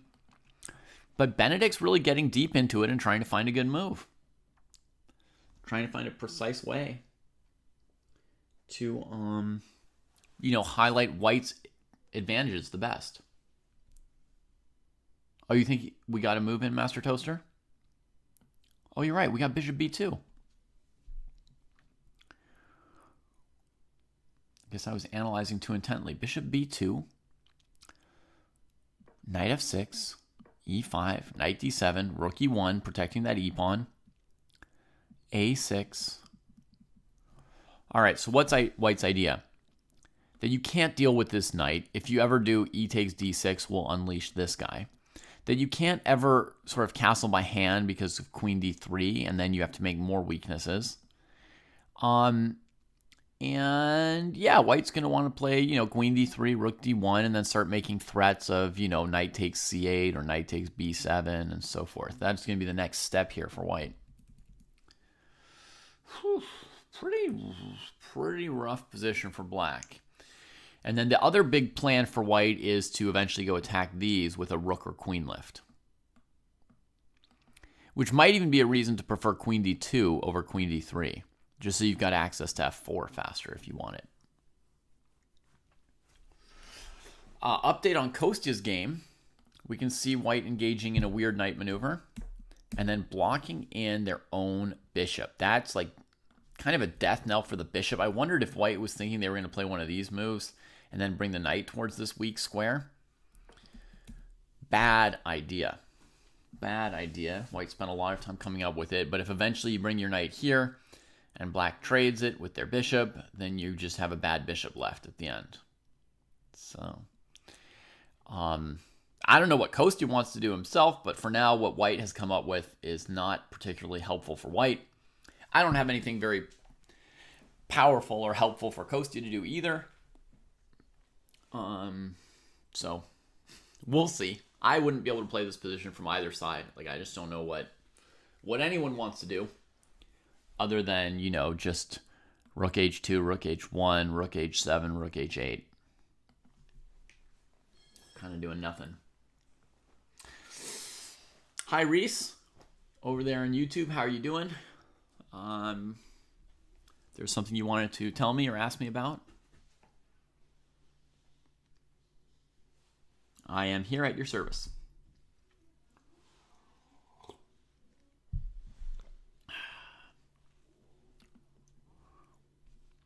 Okay, so let's see what Benedict chose here. I would guess queen d2, but queen d3, yeah, was one of my other suggestions. Bishop a7, rook d1, simple. b5, so that's going to prevent knight c8 for one move, I guess. You just save your bishop first. And the big threat is knight c8, queen takes d7. And we let Black deal with that issue first, and then we can think about, if there's some way to turn the attack to some other points on the board here. But that's problem number one for Black. We're just threatening to capture that knight where it sits. Queen b6 is played. That's only a pawn. I think White could allow it. White could take on c8 and d7 if they want to. They could also play rook e2, and I still don't see how Black would fix these pieces, but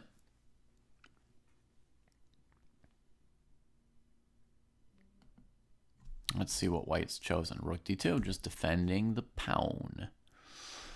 And saying, yep, you still have to tell me how you intend to defend. How do you intend to defend? By the way, there's also a second winning threat for White here, I think. Knight f7, king f7, queen f5 check. Would be completely winning if Black had a way to defend these pieces. Like, if knight b8 didn't hang the bishop on c8 or something, or let's say Black played this knight to b8 to defend here. Let's see what Black did. King e7. Yeah, so now you just take with check and take with check. And that's a free piece.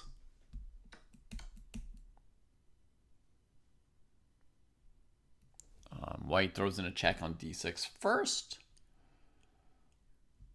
Doesn't really make a difference, d6 or d7. You won a game, Richard. Congratulations. Looks like it felt good. From all those extra letters, you seem to be brimming with youthful excitement.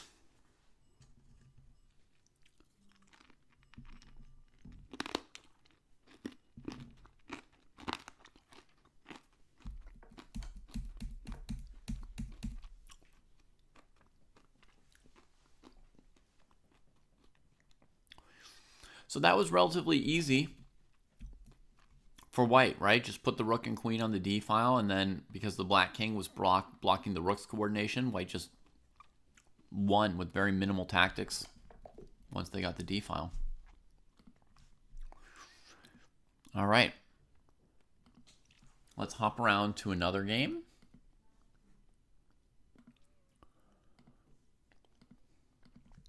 Going to go back to under 1300 section.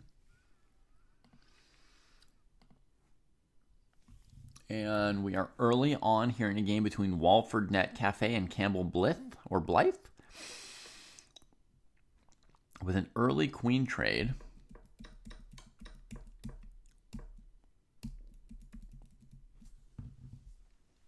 Carl Khan, you needed a win. You've been feeling very bad about your chess.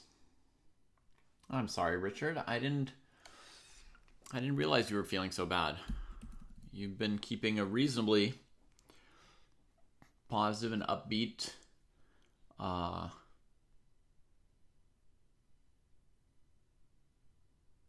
attitude in chat all week.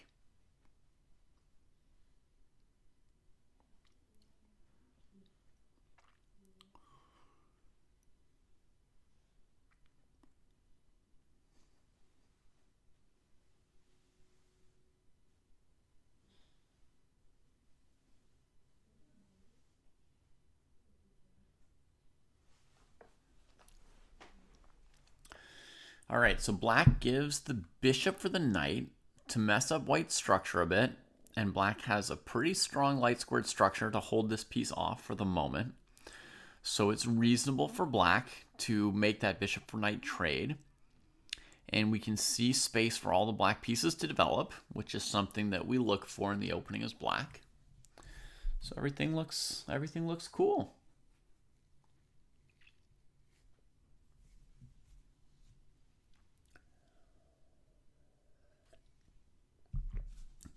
Did you want more than 1 point for winning a game, Benedict? 1 point is pretty standard in chess.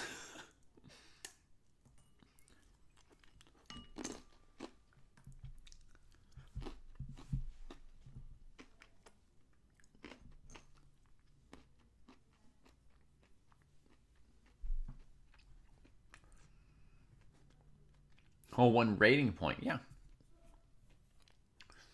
That's true. There's not a lot of rating points to be gained by playing people 500 points lower. True, true.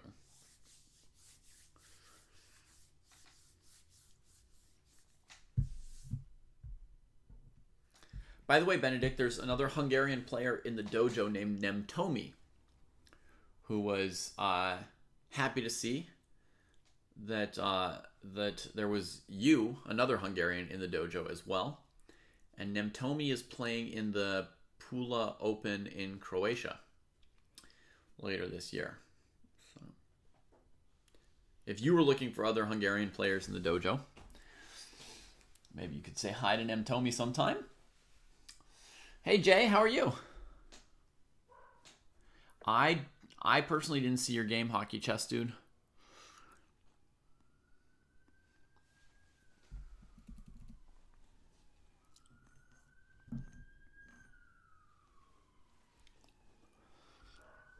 Bishop e7, right. So nice move here from Walford Net Cafe, putting the bishop here.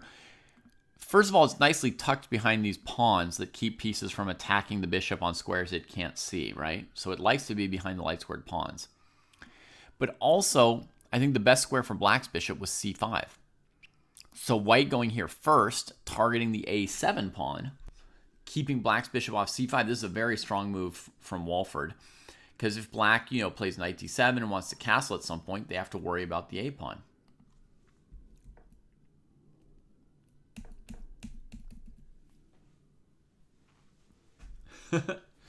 Well, Benedict, did you see the comments that I put in on one of your games?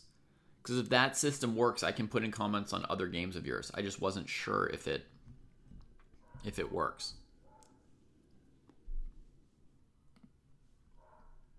Like, here are your games. And on my side, when I click comments, I see comments that I put in on the game.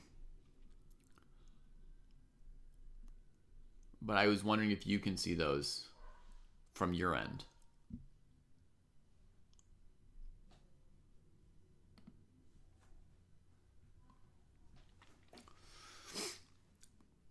Yeah, over 2,200 FIDE hockey chess, dude. A good master. A real master. Jay says it would be good to see me play somewhere like Reykjavik. It would be, Jay. I would enjoy playing.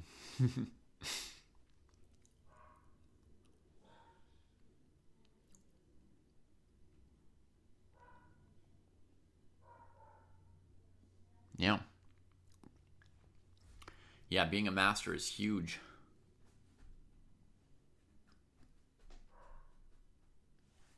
Okay, white goes to the open file. That's logical, right? If you were trying to say where should Walford have put this rook, this is the answer.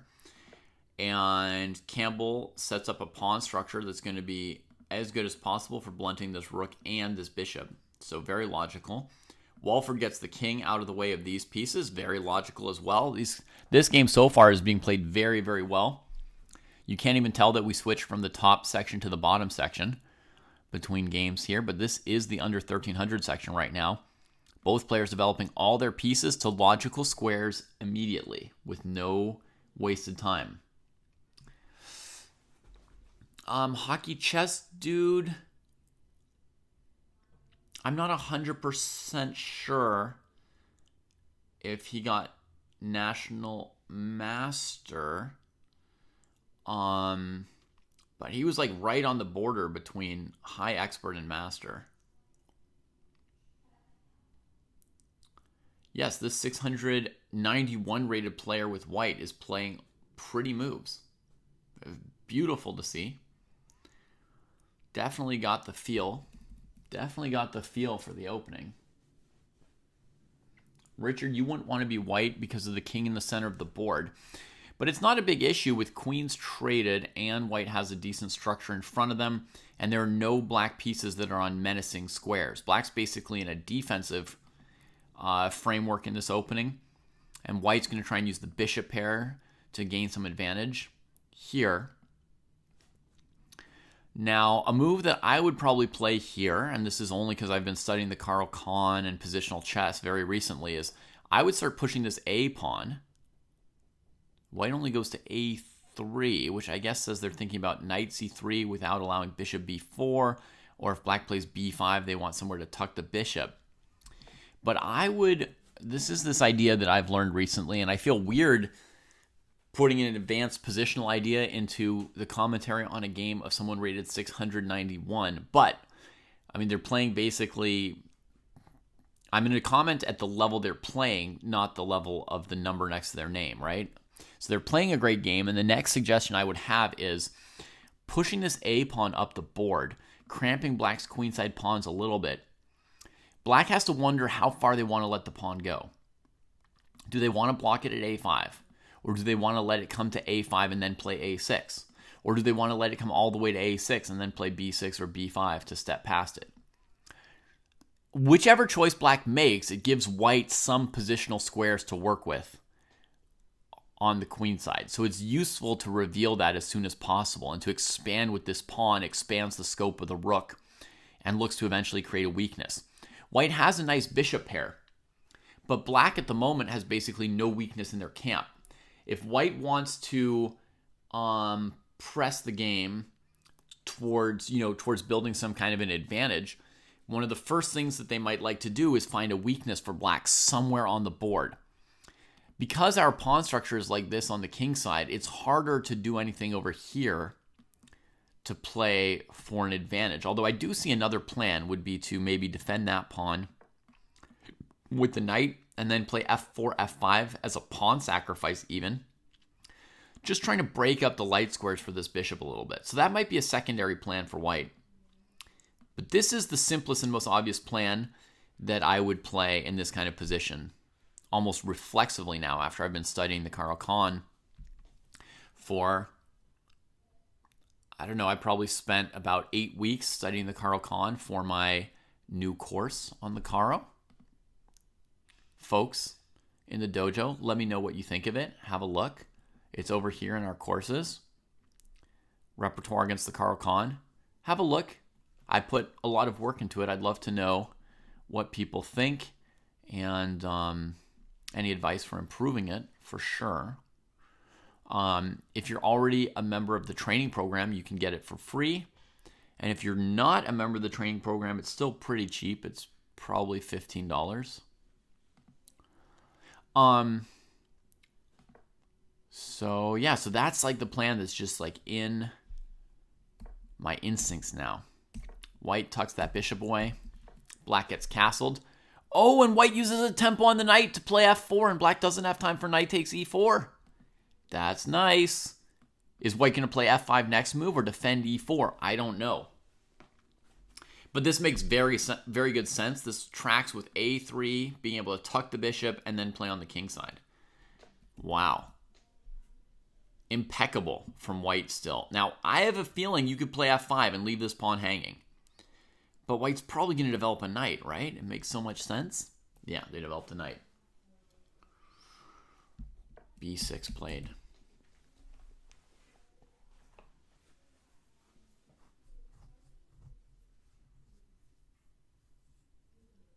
Jay also likes pushing the a-pawn. Cool.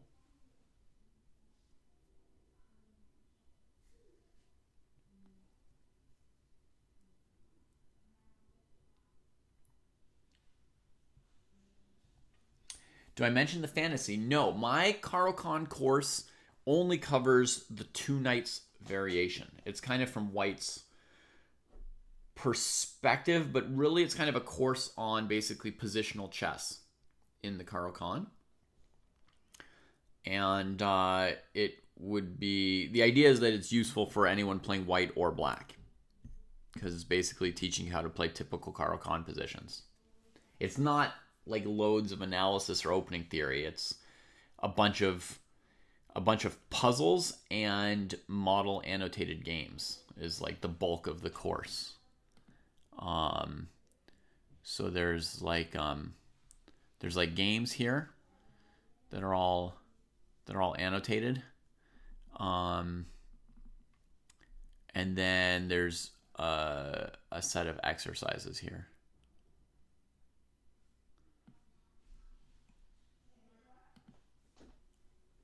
To test what you've learned from studying the games.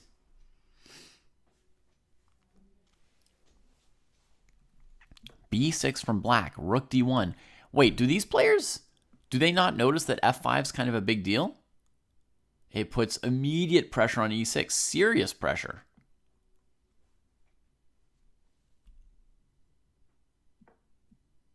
Rook d1, bishop c5, black wants to trade these bishops and bring the knight to c5. Look at this advanced positional move from our 691. Keeping the bishop pair. Holy moly.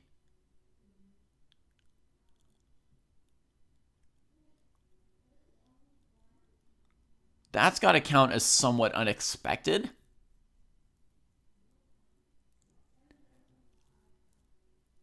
At the same time, my eyes are drawn to a weird move, e5, even though the main move I want to play is f5. There's also e5 going after this knight, right? Attacking that one.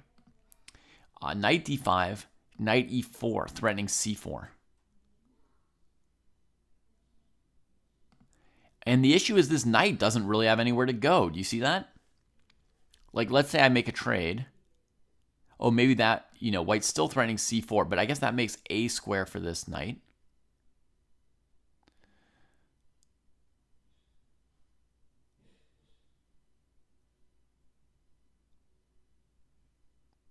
Yeah, oddly, even if white gives black these doubled pawns, it's not so obvious how to press this endgame.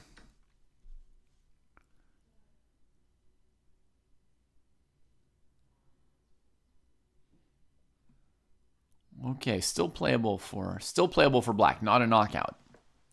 Somewhat pleasant for white, but bishop c1 makes sense as well. Very pleasant.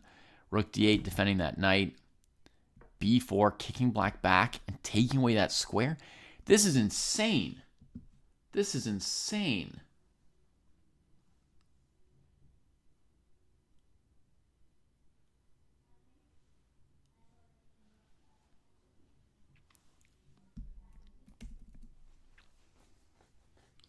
White's playing the game of their life, but they are, I mean, you know, a positional masterclass, but they are getting low on time here, right? It's a huge effort to control a position like that. They have to watch out for a5 and c5 now, and they haven't yet gotten to the phase of the game that gets really tactical, right? Where you try to bust your opponent up at some point. Bishop b2. Wow, what a square.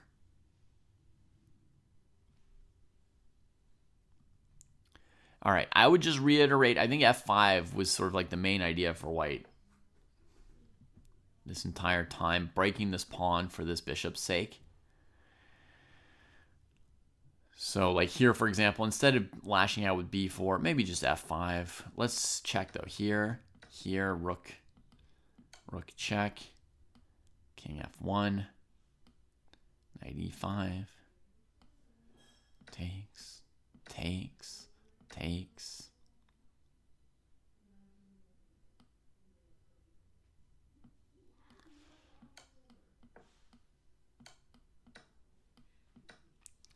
So black trades off all the rooks and still has good defensive chances, but basically, yeah, we're just improving the bishop pair for this endgame, and then, you know, white tries to press this endgame.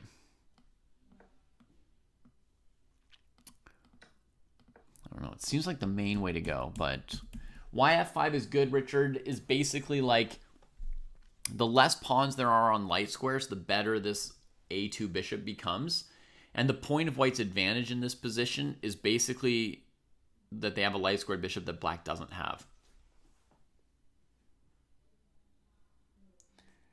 Hey, Panda Rocks, I don't know how long ago you were on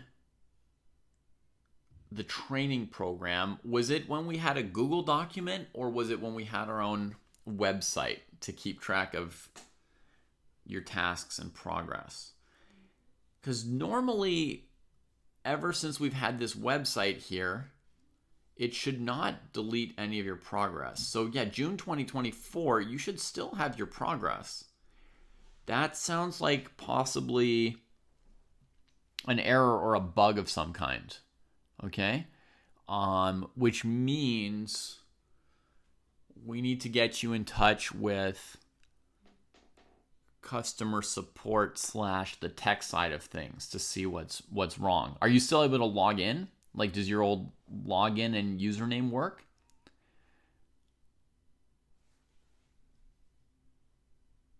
You've got a new chessboard signed by 2 GMs. That's wonderful, Jay. How nice.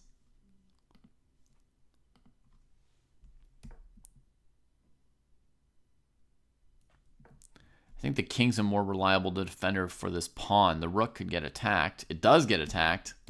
Uh-oh.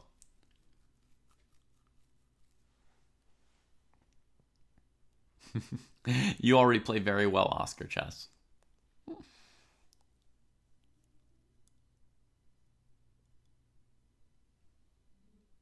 This rook g4 move did not work out. I hadn't calculated knight f6, but I just had an instinct against it, and then, you know, Campbell Blythe showed it.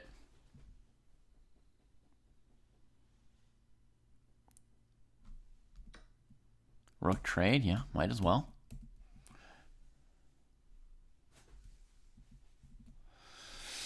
Yeah, the rook is just too exposed here to be the pawn's guard, right? Like, the pawn needed to be guarded by, I guess, the king. Like I suggest, king f3 makes sense, yeah. Or potentially f5, just taking the pawn off that square, maybe.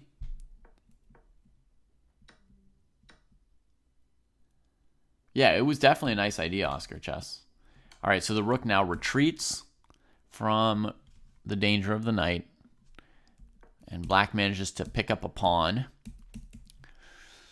So now black's going to have the advantage, right? White's advantage was always like the tiniest positional advantage from the bishop pair. You know, it was like a tenth of a pawn. I may have seemed really excited about it, but that's because I've been studying that kind of stuff lately. So very exciting to me. And also to see such high-class moves from Walford Net Cafe. But black has always been okay, and now they're up a pawn, so they're more than okay. You always used to log in with Google, and this time it didn't bring you to your account. It brought you to set up account as if you didn't have an account associated with that Google. Do you have more than one Google account? Is there any chance that you... And yeah, white runs out of time. Well, I'm going to keep commenting the tournament right now, Panda Rocks, but I hope that you can get in touch with somebody in the dojo who can get to the bottom of the technical problem with you. There's no reason that your account should be deleted or your history deleted or anything like that. It should all still be there. I'm sure it is, just a matter probably of sorting out the login.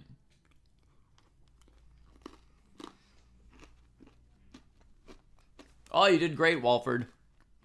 And you can check out the whole stream on it later because we just watched basically your entire game. Yeah, we watched your entire game, dude.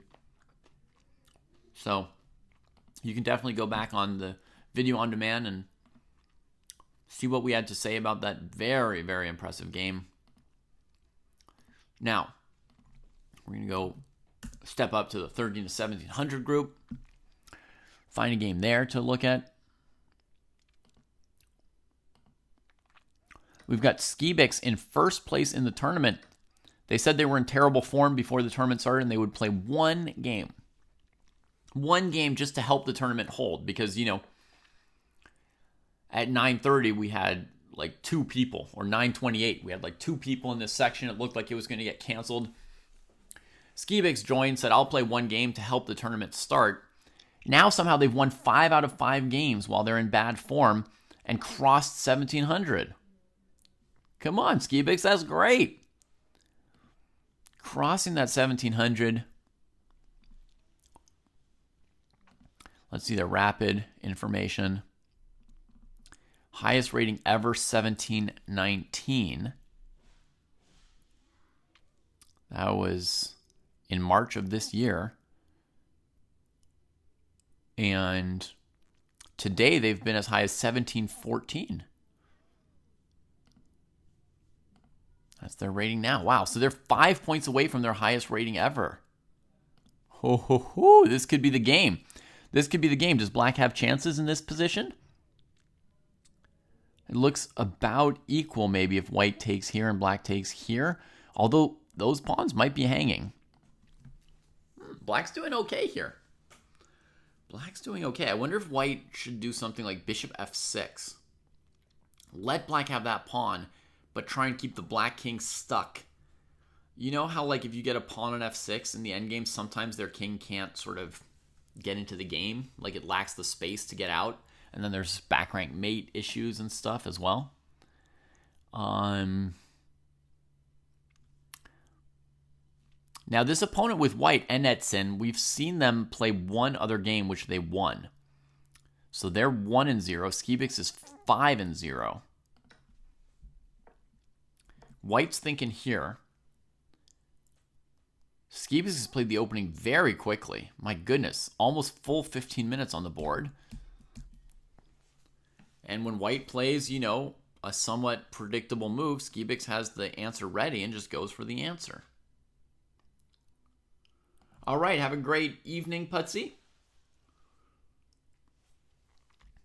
Yeah, below us we see that Kostya's queen has come to a very nice square on f6. He's advanced the h-pawn to sort of open up some potential interest and excitement on this side of the board.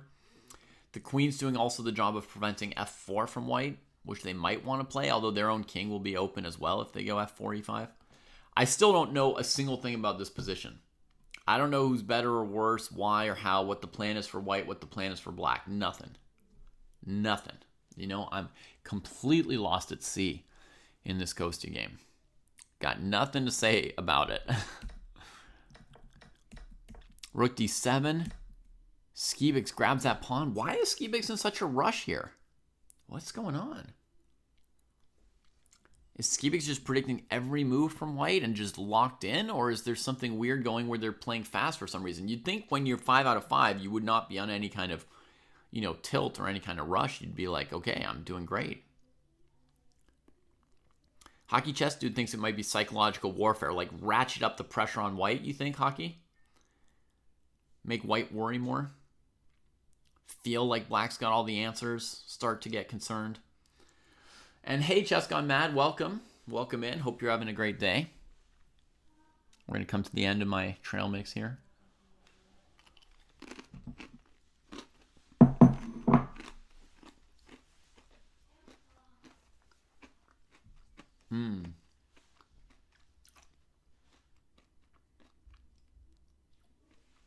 Right, give you that feeling that you're outclassed. Nothing you're doing is something that I haven't already considered and already figured out an answer to. You're proposing no new questions, Hockey Chess Dude explains. Yeah, there definitely is that.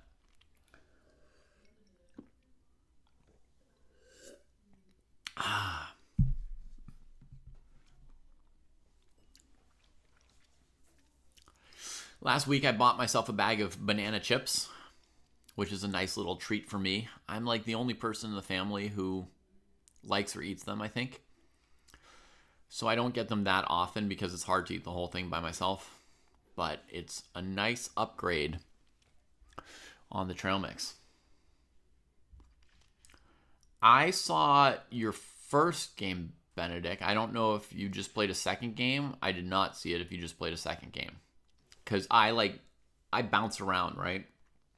Every game that I comment, pretty much, I switch to a new section so that players at all the different levels get a chance to see a game that's kind of at their level with commentary around their level.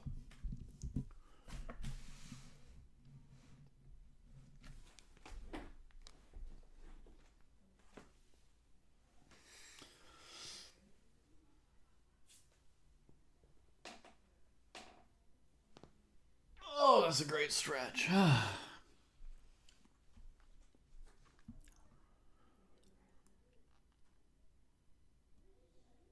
Oh, I make my own trail mix Nordvik. Yeah, I don't buy trail mix because it takes no effort to mix things, right? I buy different nuts and seeds and sometimes dried fruit or chocolate chips, and then just stir them in a bowl like this.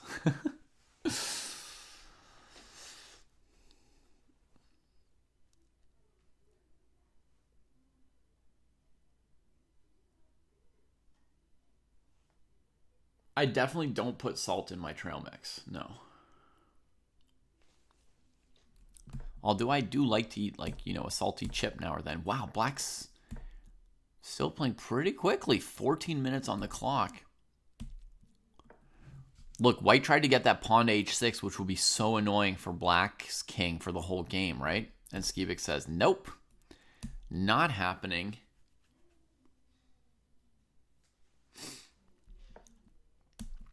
Bishop goes in. So Black's going to take a little damage to the pawn structure here from HG, right? The pawns are going to get split into two groups. So this was a nice idea from Enetson, h4, h5. Right? Really messed with Skibix a little bit here. But Skibix said, I got the answer. I'll take the pawn structure. Hit. But not let the king get boxed in.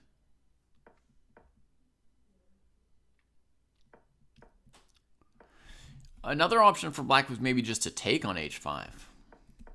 Plausible other candidate move. All right, so White, Enetson gets in that break.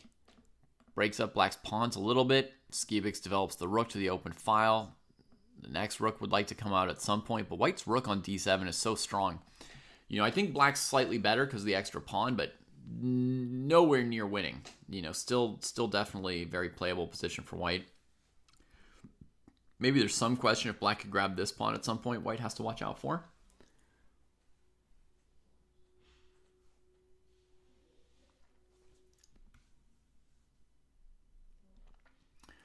Hey, physics laws, you can do the program and not do every single thing in the program. You know what I mean?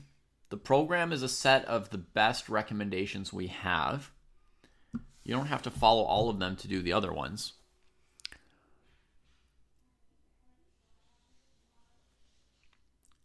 I, for example, don't do the Polgar mates. Jesse even personally bothers me repeatedly about them, and I don't do them.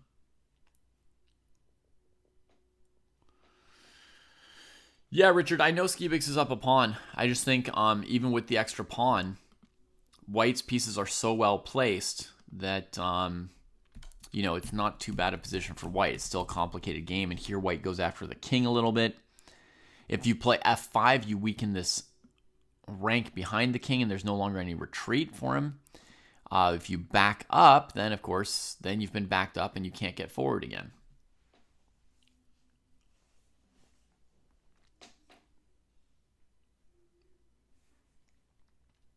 If you find the pole guard mates really fun, that's a really good reason to do them. And I believe that doing them is good for people. You know, I don't disagree with Jesse about having them in the program for players under 2,200.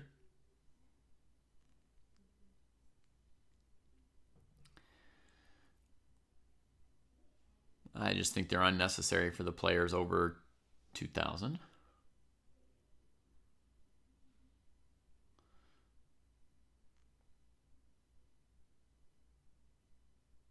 No, Jesse does the pole guards himself. He does them. I just think that, you know, their usefulness is kind of up to 2,000, and people over 2,000 probably can find them all without it being very interesting or useful. I think the king drops back to g7 here, Richard. That would be my feeling, but it's not certain.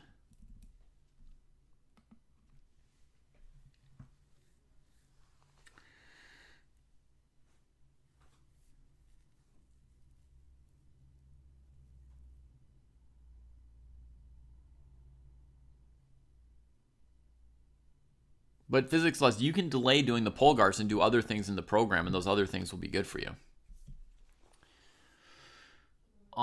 Amy Michelle, are you looking at the Chess Dojo website and wanting to purchase something on our site?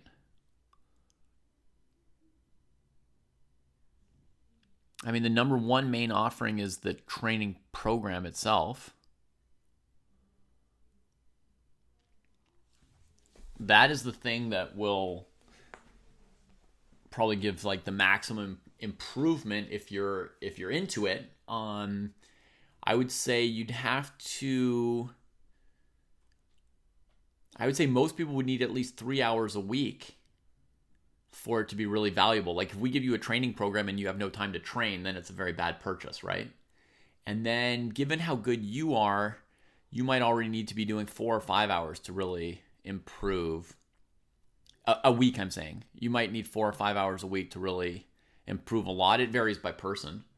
But if you are interested in improving your chess and doing some training, you know, at least a few hours a week, then the training program could give you some really good guidance on it.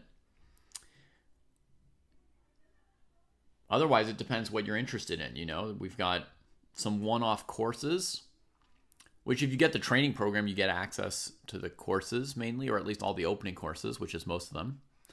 We got some one-off courses that you could get if that's your interest, is just practicing a new opening. They're not at all like opening books or opening courses you would find elsewhere. So I should warn you that I think they're much better. And if you think you know what an opening course looks like, and then you buy one of our courses, it will be completely different than what you expected.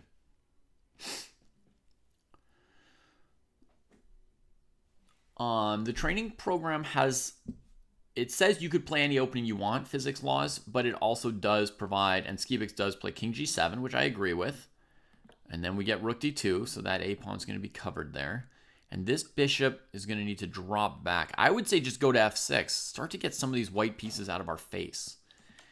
But Skibix gets the rook active first, which makes total sense. We'll see king h2, and then maybe bishop e5. Wait a minute. Bishop e5, g3, rook h1, checkmate.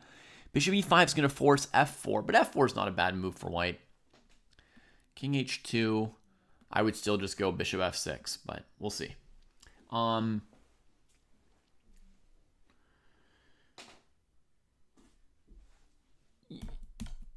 Bishop e5. So going for checkmate, but f4 defends it. White answered f4 quickly. They double checked the move before. Where do you go to join the training program? Probably chessdojo.club should do it. I would think, Amy. That would be the site, and you can make your own account, or you could make a login via a Gmail or a Google account. I mean, right? You could, instead of making a separate Chess Dojo account, you could I log in through my Google account.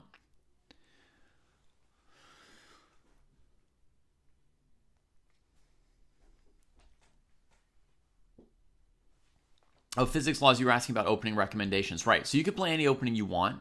We do have a few opening courses which present possible openings you could play. There's a French defense repertoire from the black side, a King's Indian defense repertoire from the black side, a Karl Khan defense repertoire from the black side, and a 1e4 repertoire from the white side. A Najdorf Sicilian repertoire for the black side, so it includes anti-Sicilian, so basically to answer e4 with c5. And then I just released a new little module about the white side of, well, sort of from the white side, but it's the Karl Khan. And basically it's more of like a, positional, kind of like a course on positional chess, basically, like how to play these positions with d5 takes e4.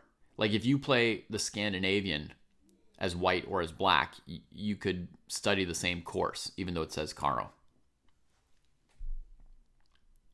So those are the openings that we have up there right now.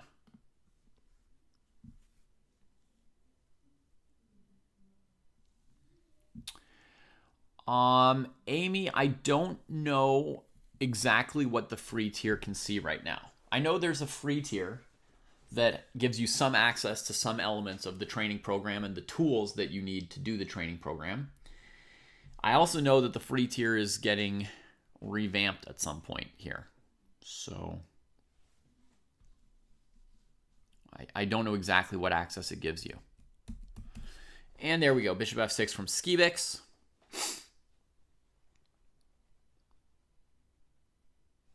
I guess one nice thing from Skibix's perspective about playing the rook check is that against e4, you can play... Your bishop doesn't have a lot of squares. You can maybe go to c6 without having your rook stuck behind it. Although there as well, I know I should trade these bishops first, but a position like this, you can see that's also going to pose some questions for black about how to untangle that rook and bishop. e4 has been played, by the way, in the game.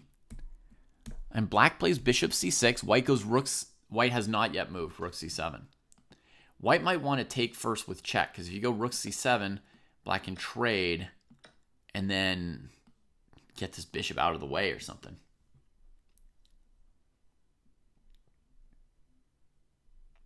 Bishop's almost out of places to go. And Jesse, I know I should make the promo video. I just don't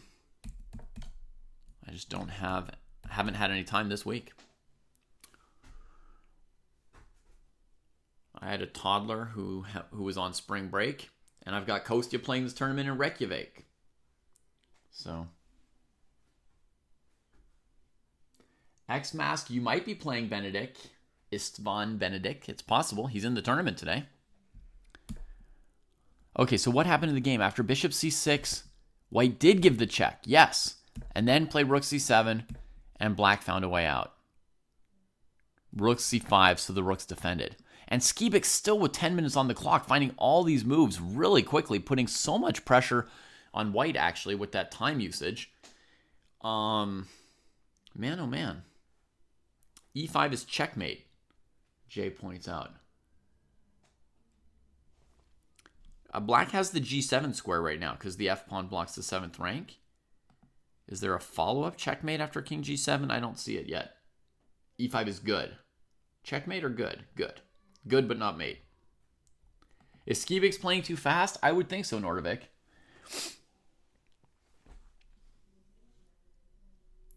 Okay, physics laws, you seem to have just told us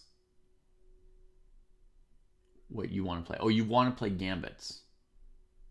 Gotcha. Yeah, we don't have a gambit repertoire up there yet. Jesse has the aggressive e4 repertoire for white with 1e4. There's a gambit against the French as the main line in that repertoire. The quote-unquote easy system is a gambit Against the Karo Khan, he plays a very aggressive line that sometimes gambits a rook, but doesn't immediately lose a pawn in the first 4 or 5 moves. You know, it waits till move 8 or so.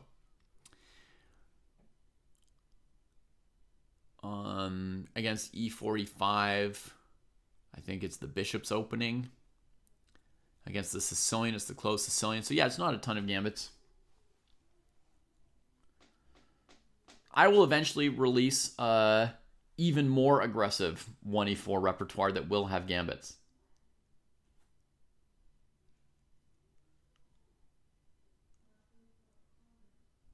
Jay Anand, I don't go to the boards of people who are asking me to go to their boards in chat while they're playing.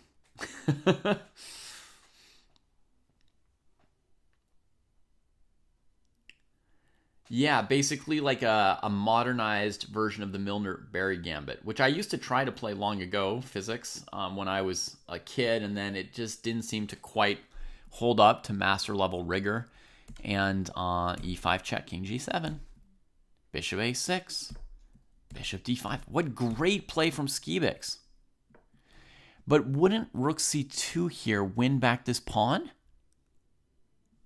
c4, bishop c4, rook c8, bishop d3 or b3, trade the rooks and grab the pawn on a2? Could the man have seen all that in this amount of time? It seems impossible. White offers a bishop trade, but Skibix says, please promote this pawn. I will queen it for you. Oh, white takes. No, Skibix is just going to take this game. It's unbelievable. And that's going to be a new rating high for our man. But I don't know how he played this game in 4 minutes here. This was just insane.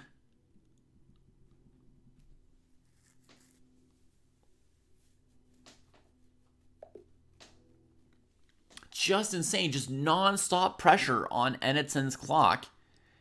And Skibix has set a new personal rating record.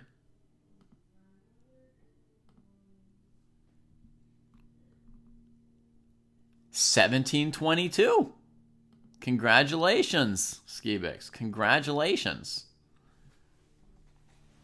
Bravo.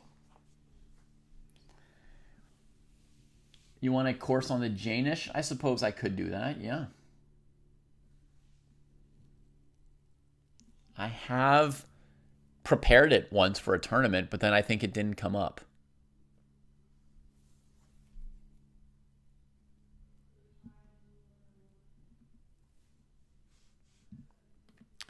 All right, let's move up to the 1700 group.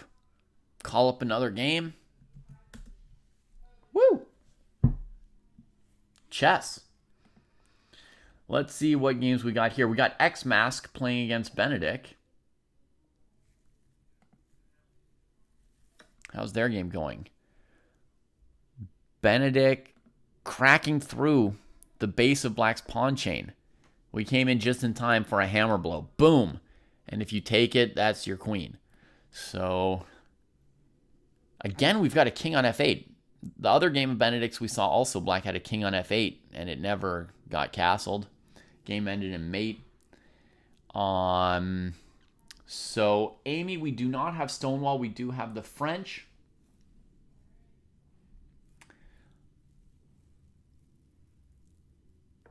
Understood, Walford, yeah. Occasionally, you find players who are a little bit slow and prone to flagging. Like, you actually lost on time in your game, right? In Rapid, people who really enjoy classical chess. And sometimes I actually have to ask them to play a couple blitz games as practice, so that when they're in their classical games and the game gets low on time, they don't just flag or, blunder their queen. So, that has happened very, very occasionally. I'm going to get Hockey Chess Dude's link here. So Jesse's easy system against the French, there's a video on it up on YouTube, which Hockey Chess Dude's sharing with us. So you don't need to buy the course to check out his easy system for white. Yeah, Jesse's got a line against 5 bishop d7, Chess Gone Mad. Which is quite favorable for white, actually. So, wait, what happened here? Knight d6, bishop c7, knight retreated. Okay, knight c4 check here. If white plays queen c4, does that win a piece, folks? I mean, we're going to move on to another game in a second because black's obviously just getting peppered with shot here. But if we've got a queen sack on the board, we should calculate it before we go. Queen takes c4. Pawn takes c4, bishop takes d6, queen takes d6, knight d6. Is white down a bishop this whole time? So that's only winning back a bishop? Hang on. White's down a piece. Oh, when I thought white was easily winning, I didn't realize white was down a piece. Okay, let's keep looking at this game then. This must be another knight d5, whatchamacallit, Smith-Morra gambit, right? Bishop d5, Smith-Morra gambit. Obviously, since white's missing the light square bishop. It does not look like white has comp for a piece here, right?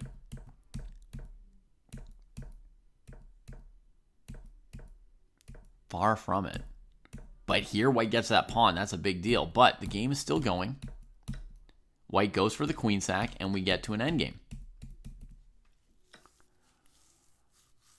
Black's going to recover the pawn on d5. White could recover the one on c4. Black could recover the one on b4. Huh.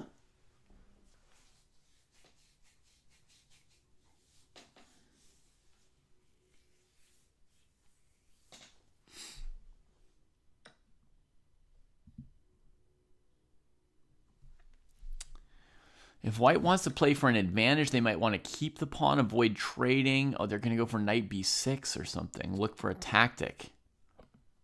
White's going to look for a tactical solution here. Knight b4, knight b6, and then rook d1 going for mate. Against this move, rook d1, and you try to win the bishop on the file, right?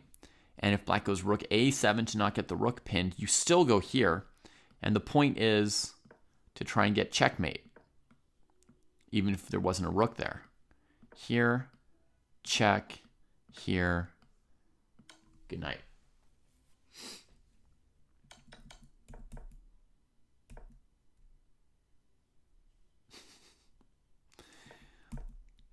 Jay wishes I were there. He wishes I were there.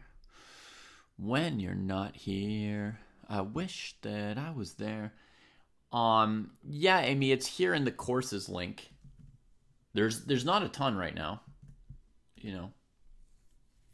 But here you can see which openings we have, and if you've signed up for the training program, they'll all show as free for you. Like see here for me, it says included with subscription on all the opening courses. The only one that's not included with subscription is the King and Pawn Endgame course.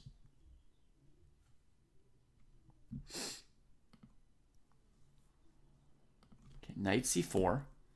Yeah, X mask sees it and doesn't grab the pawn. So now white's got an extra pawn. A3 maybe, right? Hold your extra pawn close if it's next to you. The pawn you love, not the pawn that'll simply queen for you. Appreciate and love it to the fullest extent and then beyond, because you never really know what you've got until it's gone. Oh, my beautiful, beautiful extra pawn. All right, g6. Black looks to get the rook into the game to start providing a stern defense in this pawn down endgame.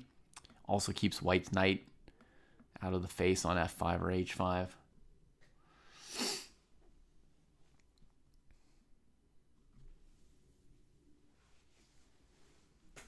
I think we need more songs about pawns, Hockey Chess Dude. Have you ever written a song about a pawn? Maybe you should do that.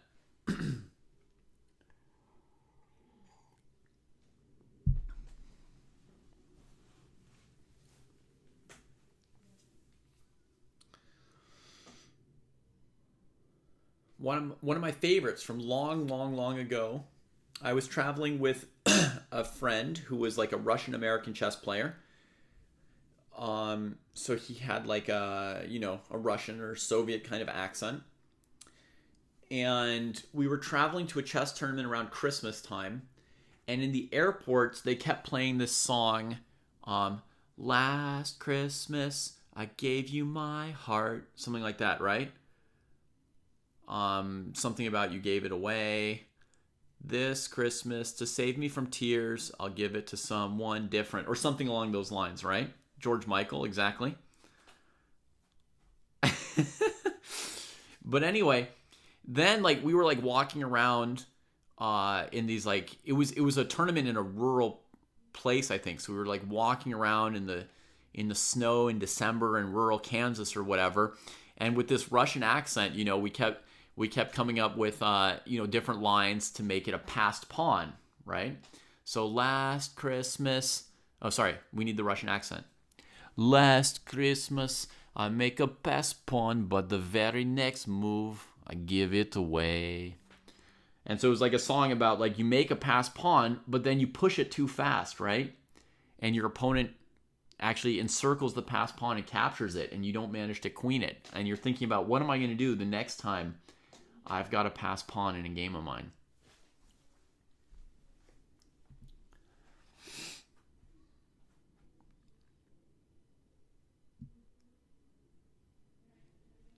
Yeah, so let us cherish our extra pawns, folks. And Benedict's going to show us how to cherish an extra pawn, because we've got a master here to show us how it's done. So first of all, he defends it. That's step one. Also, look at that. He's got them on dark squares with a light squared bishop, so they're not going to get harassed like that.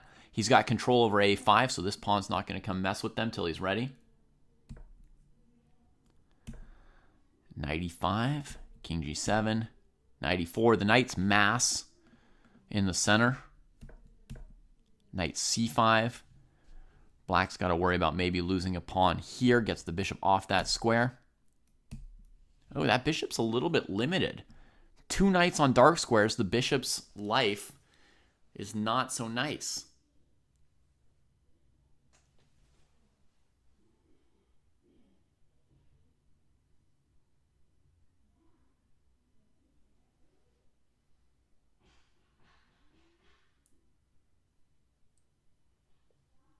And then told me, if I saw that game correctly, you may have been up 2 pawns in the endgame. And it looked like, and Skibix had said beforehand, like, I'm just going to play one game, I'm in bad form. And I clicked around looking at the games, and it looked like he was down 2 pawns. And I thought, oh, very nice of him to have sacrificed himself and played just to make the tournament happen when he wasn't really in form. And so you're saying a coughing fit. A coughing fit is what allowed Skibix to start this 5-game winning streak and now have the highest rating of his life. Okay, so g4, the bishop goes to e6, white trades it, but that pawn is not so dead. Is this knight going to now maneuver to like d7, c5 or something? This is not going to be easy for white. White opposes the c file for now. Okay. Now this hurt black's pawn structure, but g4 hurt white's pawn structure, something horrible, right? And there's this gaping hole for this knight, which also is good on d5. So I'm not sure that g4 helped Benedict maximally here. It might have been simpler in this position to have developed the rook challenging that knight. Right? Bring this rook to a great square. And if the knight moves away, then there might be some situation where you do this because you've got the rook coming in like this or something immediate, right? I don't know. But yeah, this g4 move was a bit controversial. Now Benedict goes for the c-file trade, knight f4. So there's knight e2 to watch out for white's king and rook. Also, the king can't get out of back rank now. King f1. In the end, the position was dead even. Okay, so he kind of came back, but he was down 1 or 2 pawns at some point in that game, right, Namtomi? Hockey Chess Dude, there's no way you just wrote a song in 32 seconds. Oh, this is an AI song called Cherish the Pawn, aggressive country version? I ain't the king, but I carry my weight down here in the mud where the strong men break. You Call me small, better check your draw, cause the quiet ones rise when the big dogs fall. Boots worn thin, but my will still thick. Ain't no fast talk gonna do that trick. One move at a time with my head held strong. Y'all best learn quick to cherish the pawn. Wait, that's way better than AI was a year ago, Hockey Chess Dude. Good lord.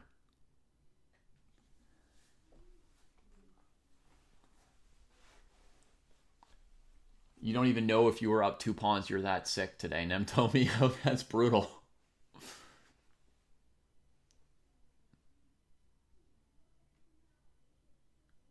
Andy went A3 and it moved 10. Oh, okay. That was way better than I expected.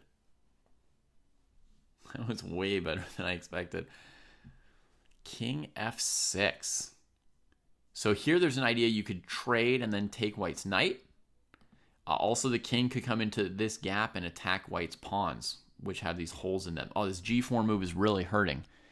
Knight check, the king comes forward. Knight C5, the king can keep coming, right? There it goes. Oh my God. I told you Benedict would show you guys how it's done, but no, it's very hard to use the extra pawn sometimes. Here I think knight E6 loses to rook C1. So Benedict's going to have to hope that the knight holds off the black rooks and try to attack these pieces with white's rooks. Oh, it's tricky times here. So the threat is rook takes E6. Now the knight is stuck this way. X-Mask has a reserve of time, though, to handle the situation, you know. Is king F5 obvious? Yes, but there's other options. King F3, G5. Goes for king F5. I like this. Roadmain's gassing me up. Thank you for all that bag.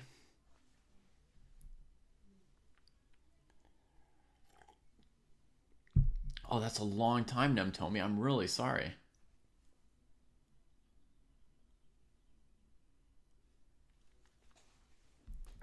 Rook C6.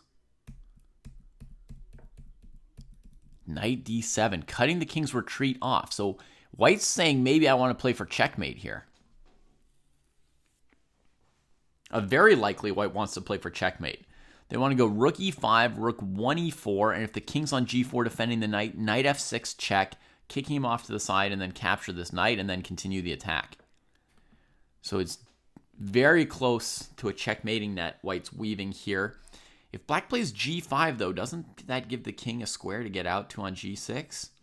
It feels like it should allow him to escape. Feels like it should. By the way, I can see Kostya working super hard. He's got like the all-out clasp, brain in hyper mode. Both kings still on random exposed squares, but Kostya's opponent down to 11 minutes against his 48, so that's a good element for Kostya that maybe his opponent will blunder at some point here as they both run around the open board with their kings.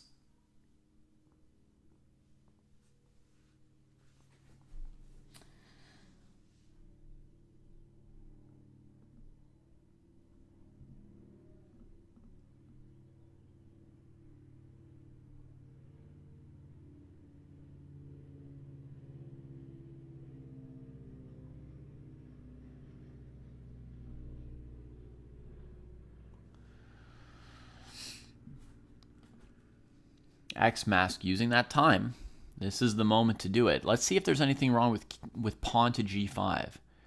Idea rook E5 check, king G6. It looks okay. Okay, finds another play. I hadn't yet looked this way. Knight D3 attacking the rook, which has to keep its buddy defended, and covering rook E5. Rook 1 E3. Black could get super frisky, you know, rook C2, rook C1 kind of moves. But they would leave the E6 pawn hanging. Goes after the knight. Right, so does the knight want to go to E5 or C5? That's going to ensure a trade for black. Looks like black's alive, playing good defense. Knight c5 from white. White's going to keep a tiny positional advantage here after knight c5, maybe if you give the rook check, which white does. You could also play a crazy move if the king comes forward, king g2 before capturing. That would be tricky. Yeah, king avoids mates by backing off. So white's slightly better because these pawns are a little bit weaker than white's pawns. And this is like a candidate passer, but this is a slight edge. The game should be a draw with proper play. I think black could already play a5 here if they want. Instead, they activate the rooks. Okay, white again cuts the king off, looking to make trouble for him. Rook d7 is probably the simplest answer. Black plays h5, and now the king has to step out somewhere slightly weird. The g-pawn can be targeted for sure.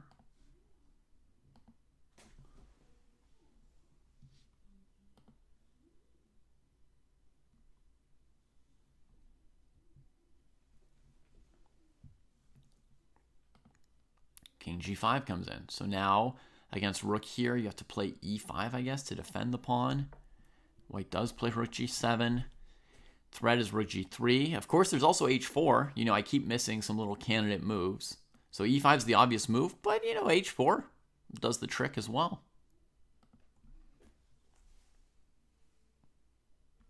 Actually, rook d3 does the trick as well. That stops rook g3 and starts to go after the a pawn, trading the rook. That's a very good move for black. If you win the a pawn, then you can torture white, who's gotten low on time in this endgame. Rook d3. I think white would have to play rook g f7 to not lose control of the position. X-Max finds rook d3. And, you know, when you're defending an endgame, but you've got more time than your opponent, and you know that, like, you're within the range of a draw, you are ready to spring around to pressing if your opponent makes a mistake. When they're low on time and you're defending, you know that if they make a slip, you can switch to the aggression. I think this move was a surprise to Benedict, as you see him use half of his minute here, and he finds rook f7. So good use of time there from Benedict. Stays calm and carries on. Now you could try like e5, e4. I think king g4 is useless because of rook f4 check or h3 check. So e5, e4 maybe to put some pressure on the opponent.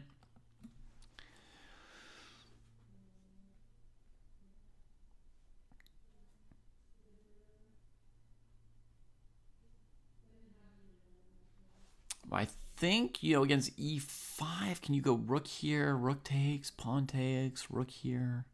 No, you can't. Maybe e5, king e2 could be the move. Then black checks you. You go back. It's not simple. This is not simple.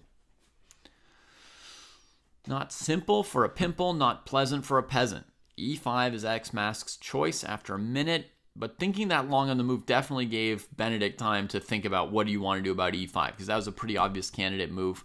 He goes for king g2 to have this in case of a trade, and now against e4 you can go rook g3, hg, rook d3, rook f4. Trying to take that pawn off. That's one of the options. Benedict does something else. Something a little bit risky. Something a little bit risky. Everybody's on the edge of their seat with this rook endgame. Nobody said anything for like 5 minutes. That's great. I don't have to answer random questions. I can actually comment the game. Wow, black does not go for it. This move looked like what you would dream of winning when your opponent's this low on time, but black just plays a calm approach, defending their stuff, and Benedict's last rook gets active, and that's going to stop X-Mask from undertaking anything too intense. So the game's feeling more simplified and equal after that exchange of rooks. But X-Mask is still going to try and take some space, see if they can't bully white a little bit.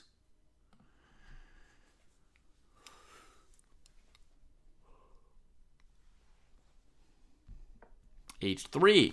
Very good defensive move. I would have suggested that move as well. Just keeping some extra space, keeping these things from just squishing your king against the edge of the board. You can also play rook a8 at some point. It's slightly better there than on a7, just more checking distance from this king. g4, let's make a trade, of course, since we're defending as white. Throws in a weird, risky move. What? The valuation for Kostya's board, Nem told me, is I have no clue. I wouldn't want to be white or black. Both players are worse. This entire game, they've both been worse. Rook e7. All right, so there's like a renewed chance to go here. Takes, and yeah, everything gets traded off just fine. King back to f5. Does a pawn have a gender? I think Hockey Chess Dude, pawns could be male or female. But just a pawn in general doesn't have a known gender. It would be like if you asked, does a cow have a gender? It could be either, right? Or does a chess player have a gender? The pawn is similar, right? The pawn is basically like, some kind of a representation of a foot soldier, right? Or basically a peasant who was ordered by their lord to pick up their pitchfork and like fight for the lord. So historically, probably more pawns were male than female, but there's no guaranteed or implied gender.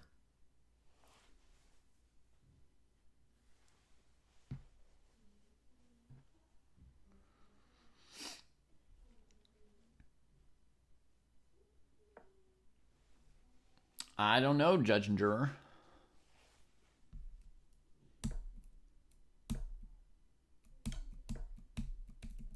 All right, back to the position.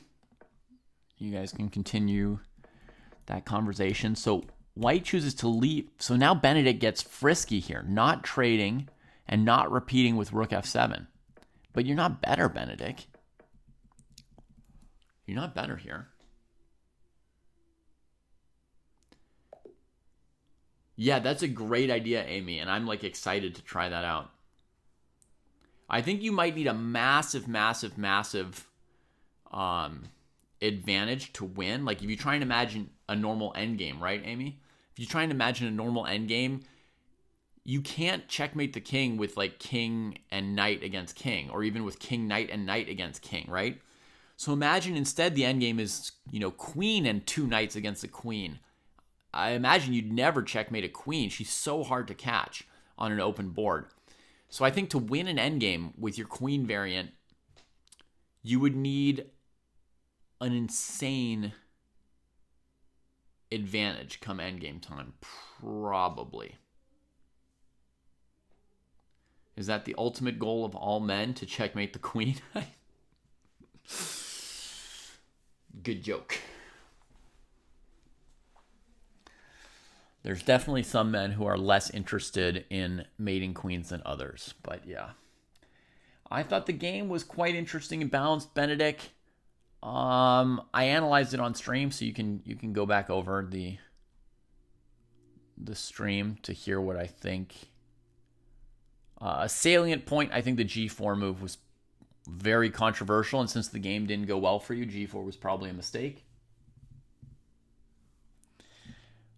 Weakened a lot of kingside squares really badly, just as badly as the breakup of your opponent's pawn structure, right? Your pawn structure was hurt just as much by this g4 move.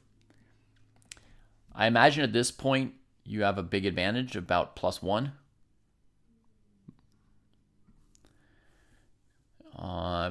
But you never got very close to winning, right? So.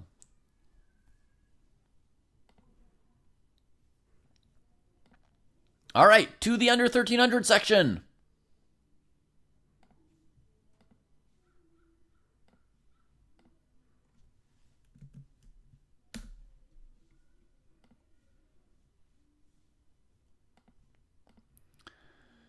All right, Walford Net Cafe is still playing. The only person with the only live game I see right now in the arena is Y Suleiman and Walford Net Cafe.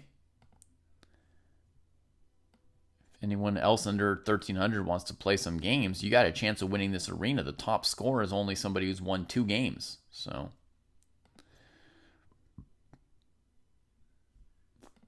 today might be your chance to win an arena. There's 35 minutes left in the tournament.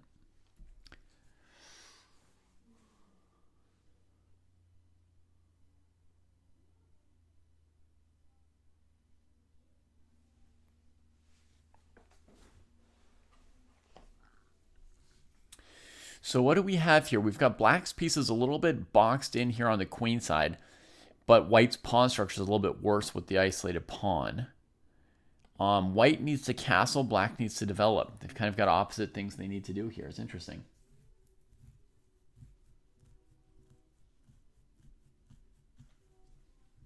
G4 was the best move by the computer. Okay. Big surprise to me.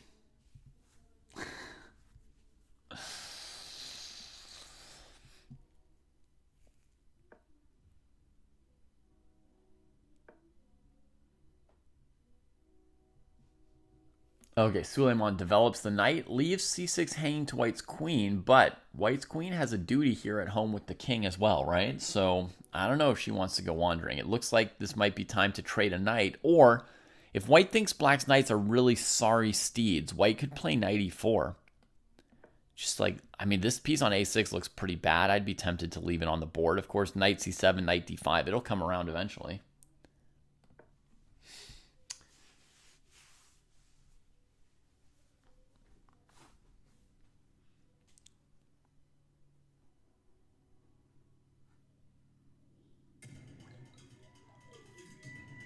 All right. Thanks for the stream. Time to go annotate games. Will Blunder Something. Thank you for all your support of our stream and free content here. Thanks for supporting it, and I hope that your game annotations go great today.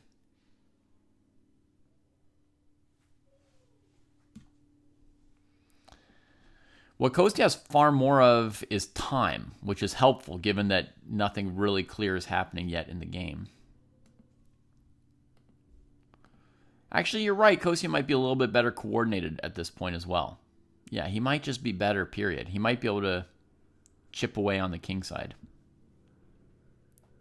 and show that white's king is more exposed than his. That's the board below me, folks. Oh my goodness, why Suleiman has 30 seconds? They're sort of 96 sack. Oh my god.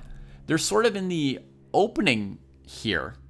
So it didn't occur to me that they could be basically out of time. 2 minutes for white and 30 seconds for black.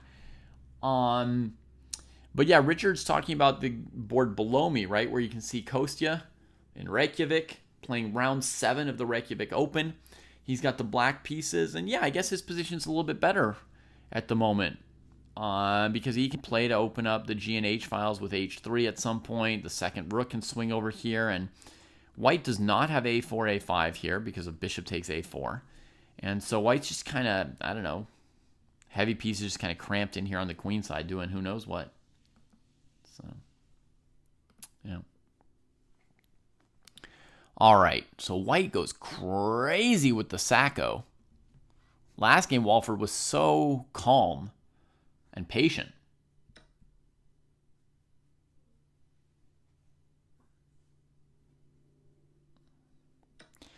So my thought process, Marble, is probably going to be, very specific and position by position. I would have to sort of have a position before me. Like, for example, here's a position for white, which we could discuss, right? Because white did go for all-out attack here, right? Instead of prioritizing their king safety. This is a position where I would have not gone for an all-out attack because my rooks aren't yet coordinated, which is sort of the dual issue with my king position. So in this position, I would want to castle one side or the other, but I might first leave my opponent with this bad knight with this highfalutin knight e4 move, right? But then let's say, I don't know, knight c7 for argument's sake, castle, knight d5, rook e1. I want to do an all-out attack, but I'm respecting, black's threats along the way. But when I get the chance, I'll start attacking as soon as I can here. That'd be kind of like the feeling I would have from that current position there, as an example. I mean, usually when I choose to attack, it's going to be when I feel like I've got a pretty clear advantage in attackers compared to defenders, right? And that's kind of the number one criteria one's going to look at is how many attackers do you have versus defenders and how many reserve attackers versus reserve defenders, right? So when the attack comes crashing in, if they're able to defend the immediate threats, and I mean, if they can't defend the immediate threats over 3-4 moves, then you don't even need to think about reserves. Sorry, we've got 6 seconds against 7 seconds. Let's keep looking at this game.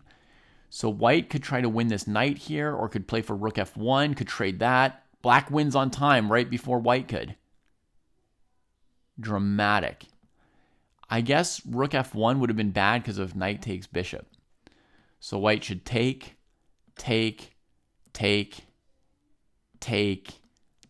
with a complicated game still going. Pretty unclear. But these guys just ran out of time right there. Welcome to the dojo, Darkness, my old friend.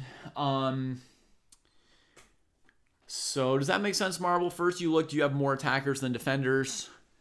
If it's obvious, you can go for your attack. If the attack won't end immediately and there's going to be a time for you to bring more attackers in, which I call reserves, and they can bring more defenders again, which I call also reserves, then you might want to see who's going to be able to bring more reserves to the battle. And if it's a really close call, it often depends on whether or not there's a clear target for the attack, right? Like, do you have a hook? You might be able to attack much faster if there's a hook on g6 than if black has f7, g7, h7, and you just have masked pieces, but you don't yet have a clear target for your attack. In Kostya's game, it looks like the g-pawn has been traded, so there's a lot of attack action going. 5 attackers, 5 defenders. Yeah, so then it's not so clear whether your attack should work or not, Marble, and you might want to secure your own king before you go for it.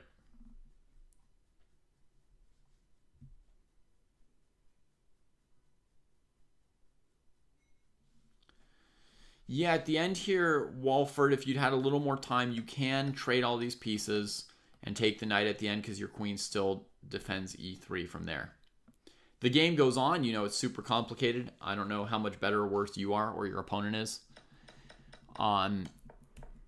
But I wouldn't have gone for the sack here. I would have kept like a slower game going at this point.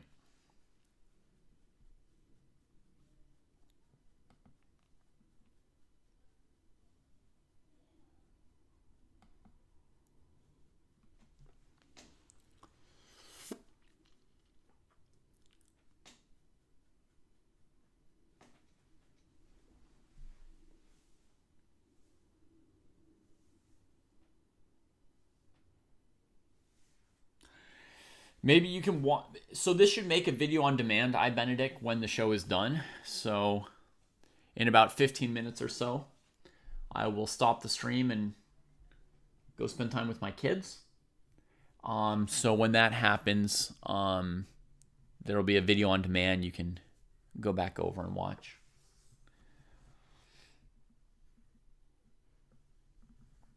Sacking for fun is fine, Walford, and we have to get experience with sacrifices somewhere. So you don't want to be too scared to sacrifice or too hesitant to do it. It's an important way to calibrate. You have to try out some different things. You know, sometimes you have to play calmly. Sometimes you have to... Oh, that's what you mean. Okay, Benedict. So that's interesting. So when I go here,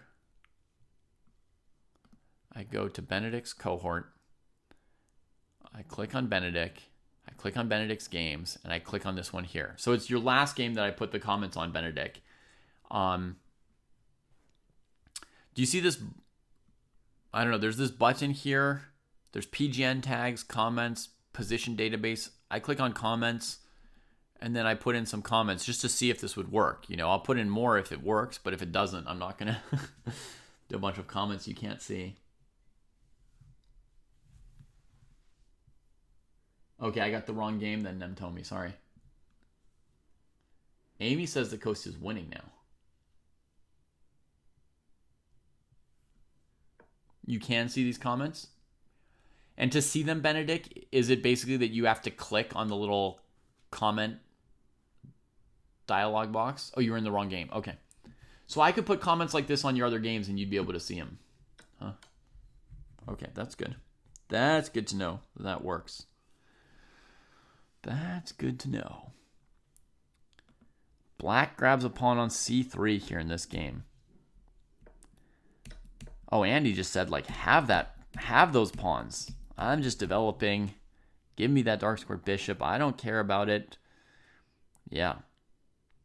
But Andy's going to need to be able to at least win back one of these pawns. Otherwise, 2 pawns is going to be too much here. So white needs to somehow get something going. Collect one of these pawns. Black's bishop is bad and black's dark squares are bad. But 2 pawns would be a lot here, especially with kind of a locked up position for now.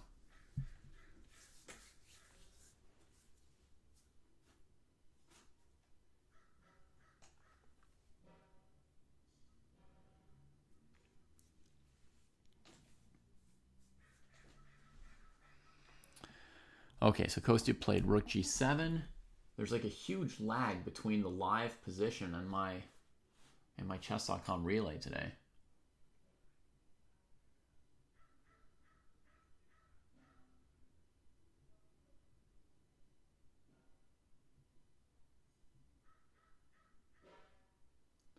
It looks like in their position, this bishop and this knight might have traded.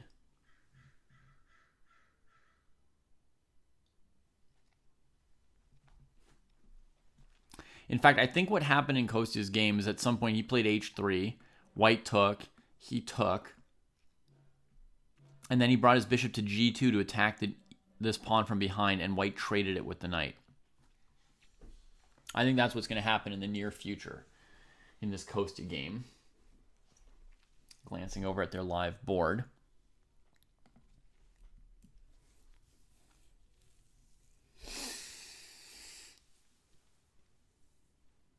Ugh. Feeling good, Dabo. Feeling good. How are you?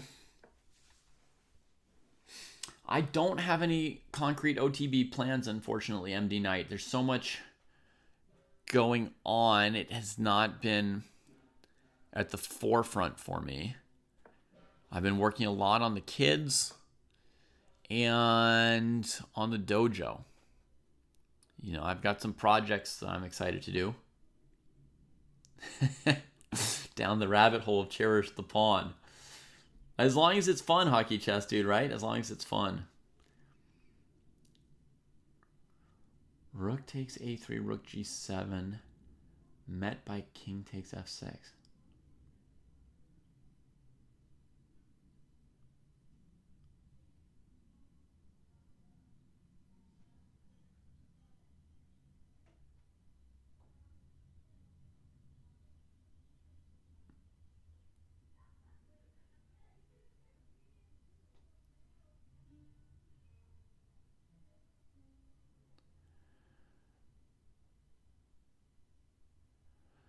Oh, I think I know what you're talking about, X-Mask. Yeah, that makes sense.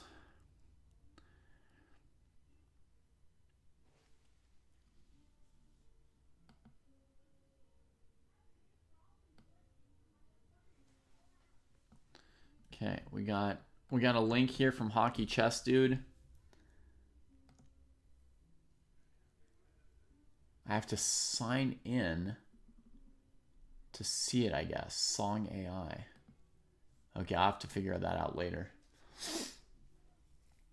But there's a link, folks, if you want to try out, have a listen to a quick AI/Charlie song about cherishing the pawn.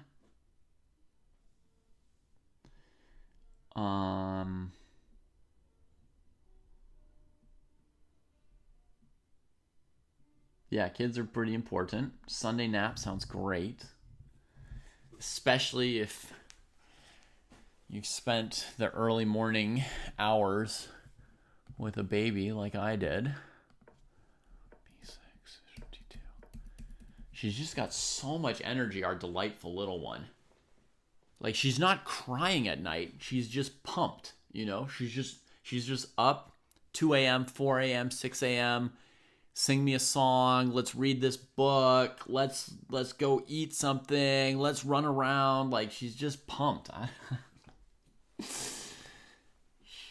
She's got like 2 people's worth of energies.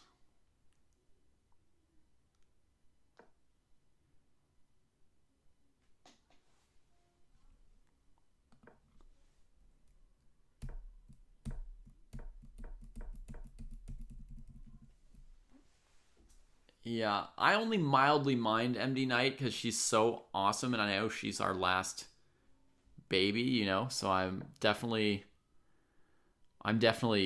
enjoying it more than regretting it, but it does sometimes, you know, hurt during the day. Like, I just can't keep up. Just can't keep up. All right, so Kelly's c-pawn is on the move. This position's super tense. White has this strong center keeping the knights at bay and is trying to somehow collect the c-pawn, kick out the queen, you know, get some space for these pieces to surround and kill the c-pawn. And black's still just fighting with tactics here, you know? So white backs off. Will the queen finally have to back off? Like, can white, you know, get queen b3 and capture this pawn somehow? If white can, they'll have a perfectly good position. If they can't ever get it back, they're going to be messed up because the pawn is taking away squares, you know? But this might be the chance. Queen e7, queen b3. Does Andy have what he needs? He, she, or they needs. I don't actually know Andy that well. Hockey Chess Dude has been banned by Moobot. I wonder if I have any control over that. If I can rectify the situation. And you've got time to rectify all the things that you should. I mean, isn't Hockey Chess Dude like a VIP or something? Why isn't he allowed to just talk?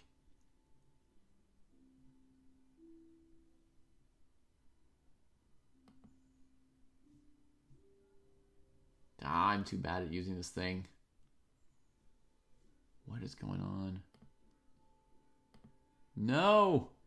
I've lost all control.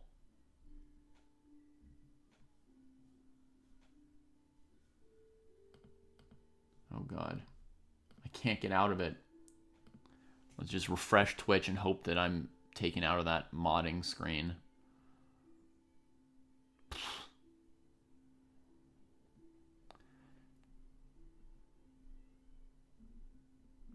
All right. Does Kostya have a forced win of a pawn? I don't get to see his live position. I'm stuck here like 20 minutes behind. I don't know. Maybe he does. Bishop d3 from white, trying to regain control of that diagonal and maybe organize the king. I would have been really like wondering if I can't collect that pawn. And he's been calmer about the pawn, I think.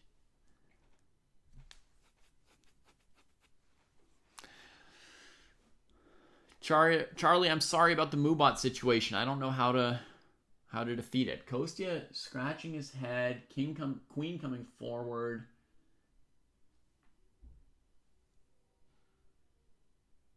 It looks like an absolutely winning position for Kostya, I'll tell you guys that much. I can't even see where all the pieces are, but Kostya's in a winning position. But it's like 10 moves away from what we can see, unfortunately. If I refresh, will it show me any moves? Nope. Does Kostya have a forced win of a pawn in this position? I don't know. In the game, I think he played h3. Either here or in a move or two. He brought his bishop to g2. White took it. He took with the rook. There's this just terrible light squared bishop. In the game, his rook's on g2, queen's on f3. The other rook has come to h8 and h3 to just crush on the third rank. And white's just completely fallen apart. But let's follow the game that is updating for us. Andy and Kelly. Queen comes back out to defend that pawn. Bishop d2, no! Oh no! You can't fight a pawn like that, Mr. Bishop. Oof! Oh no! Oh no! So Andy needs to work on the technique of encircling adverse pawns. Kostya's opponent has resigned. Kostya seemed to be expecting it. I would have lost that game with white or with black against anybody. My brain would have just exploded at some point, or I would have resigned. There's almost not a single thing I could say about a single position in that game Kostya had. Yeah, it's just an incomprehensible game. Here he did go for h3.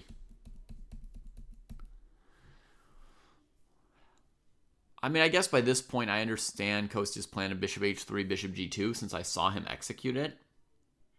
And I definitely thought that e4, leaving this bishop terrible, is good for Kostya.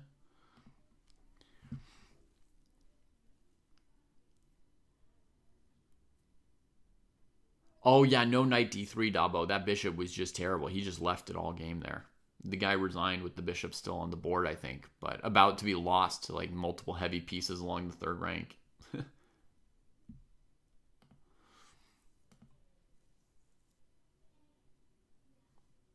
So, yeah, so white needs to work on the technique of encircling this kind of a pawn, right? Rook b1 would be nice. c2 check, you have to calculate that. And see that rook takes queen saves your rook. Whew. So something like rook b1 could make sense here.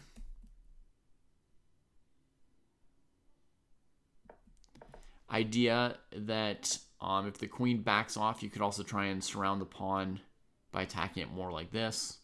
But honestly, the easiest was to prioritize capturing the pawn over this bishop d3 move. Get rid of that pawn first, right? Deal with it. Deal with it before it becomes an even worse problem.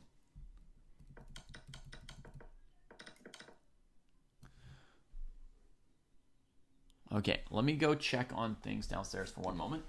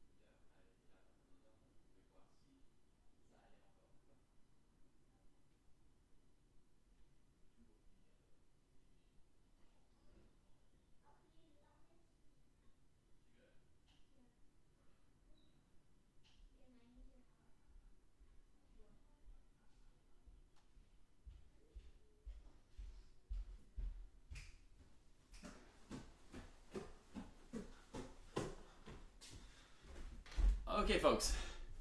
It looks like it is time for us to finish off this stream. So in this hectic phase here that we sort of blitzed through, white actually managed to win the knight while black sacked it, looking to end the game with a checkmate. The white king got sent over here, found somewhere to stay alive for a few more moves. Black's working on a mating net. Exciting play from Kelly. Banned no warning? Who's been banned, Mickelwald? Nobody's been banned. Kostya's won his game, so he's got 5 wins and 2 draws now.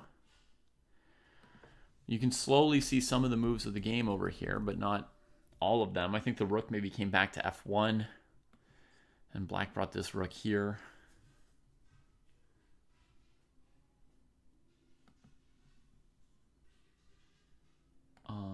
Charlie. Yeah, I haven't banned Charlie. Moobot's muted him, and I can't figure out how to unmute him. He doesn't... When I clicked on his name, it didn't show me anything, so... I don't know what to do.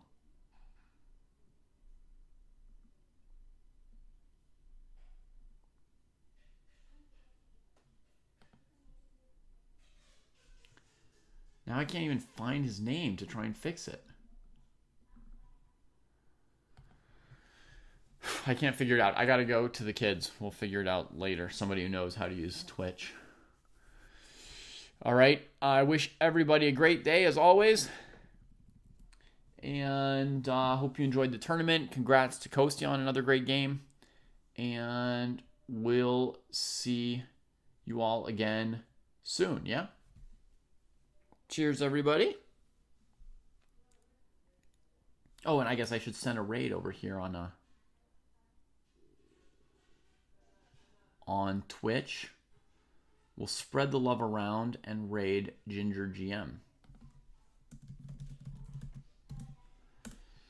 Yeah, see you, Benedict. Thanks for joining our tournament today. And I'll try and put some more comments on some of your other recent games over on the Dojo site.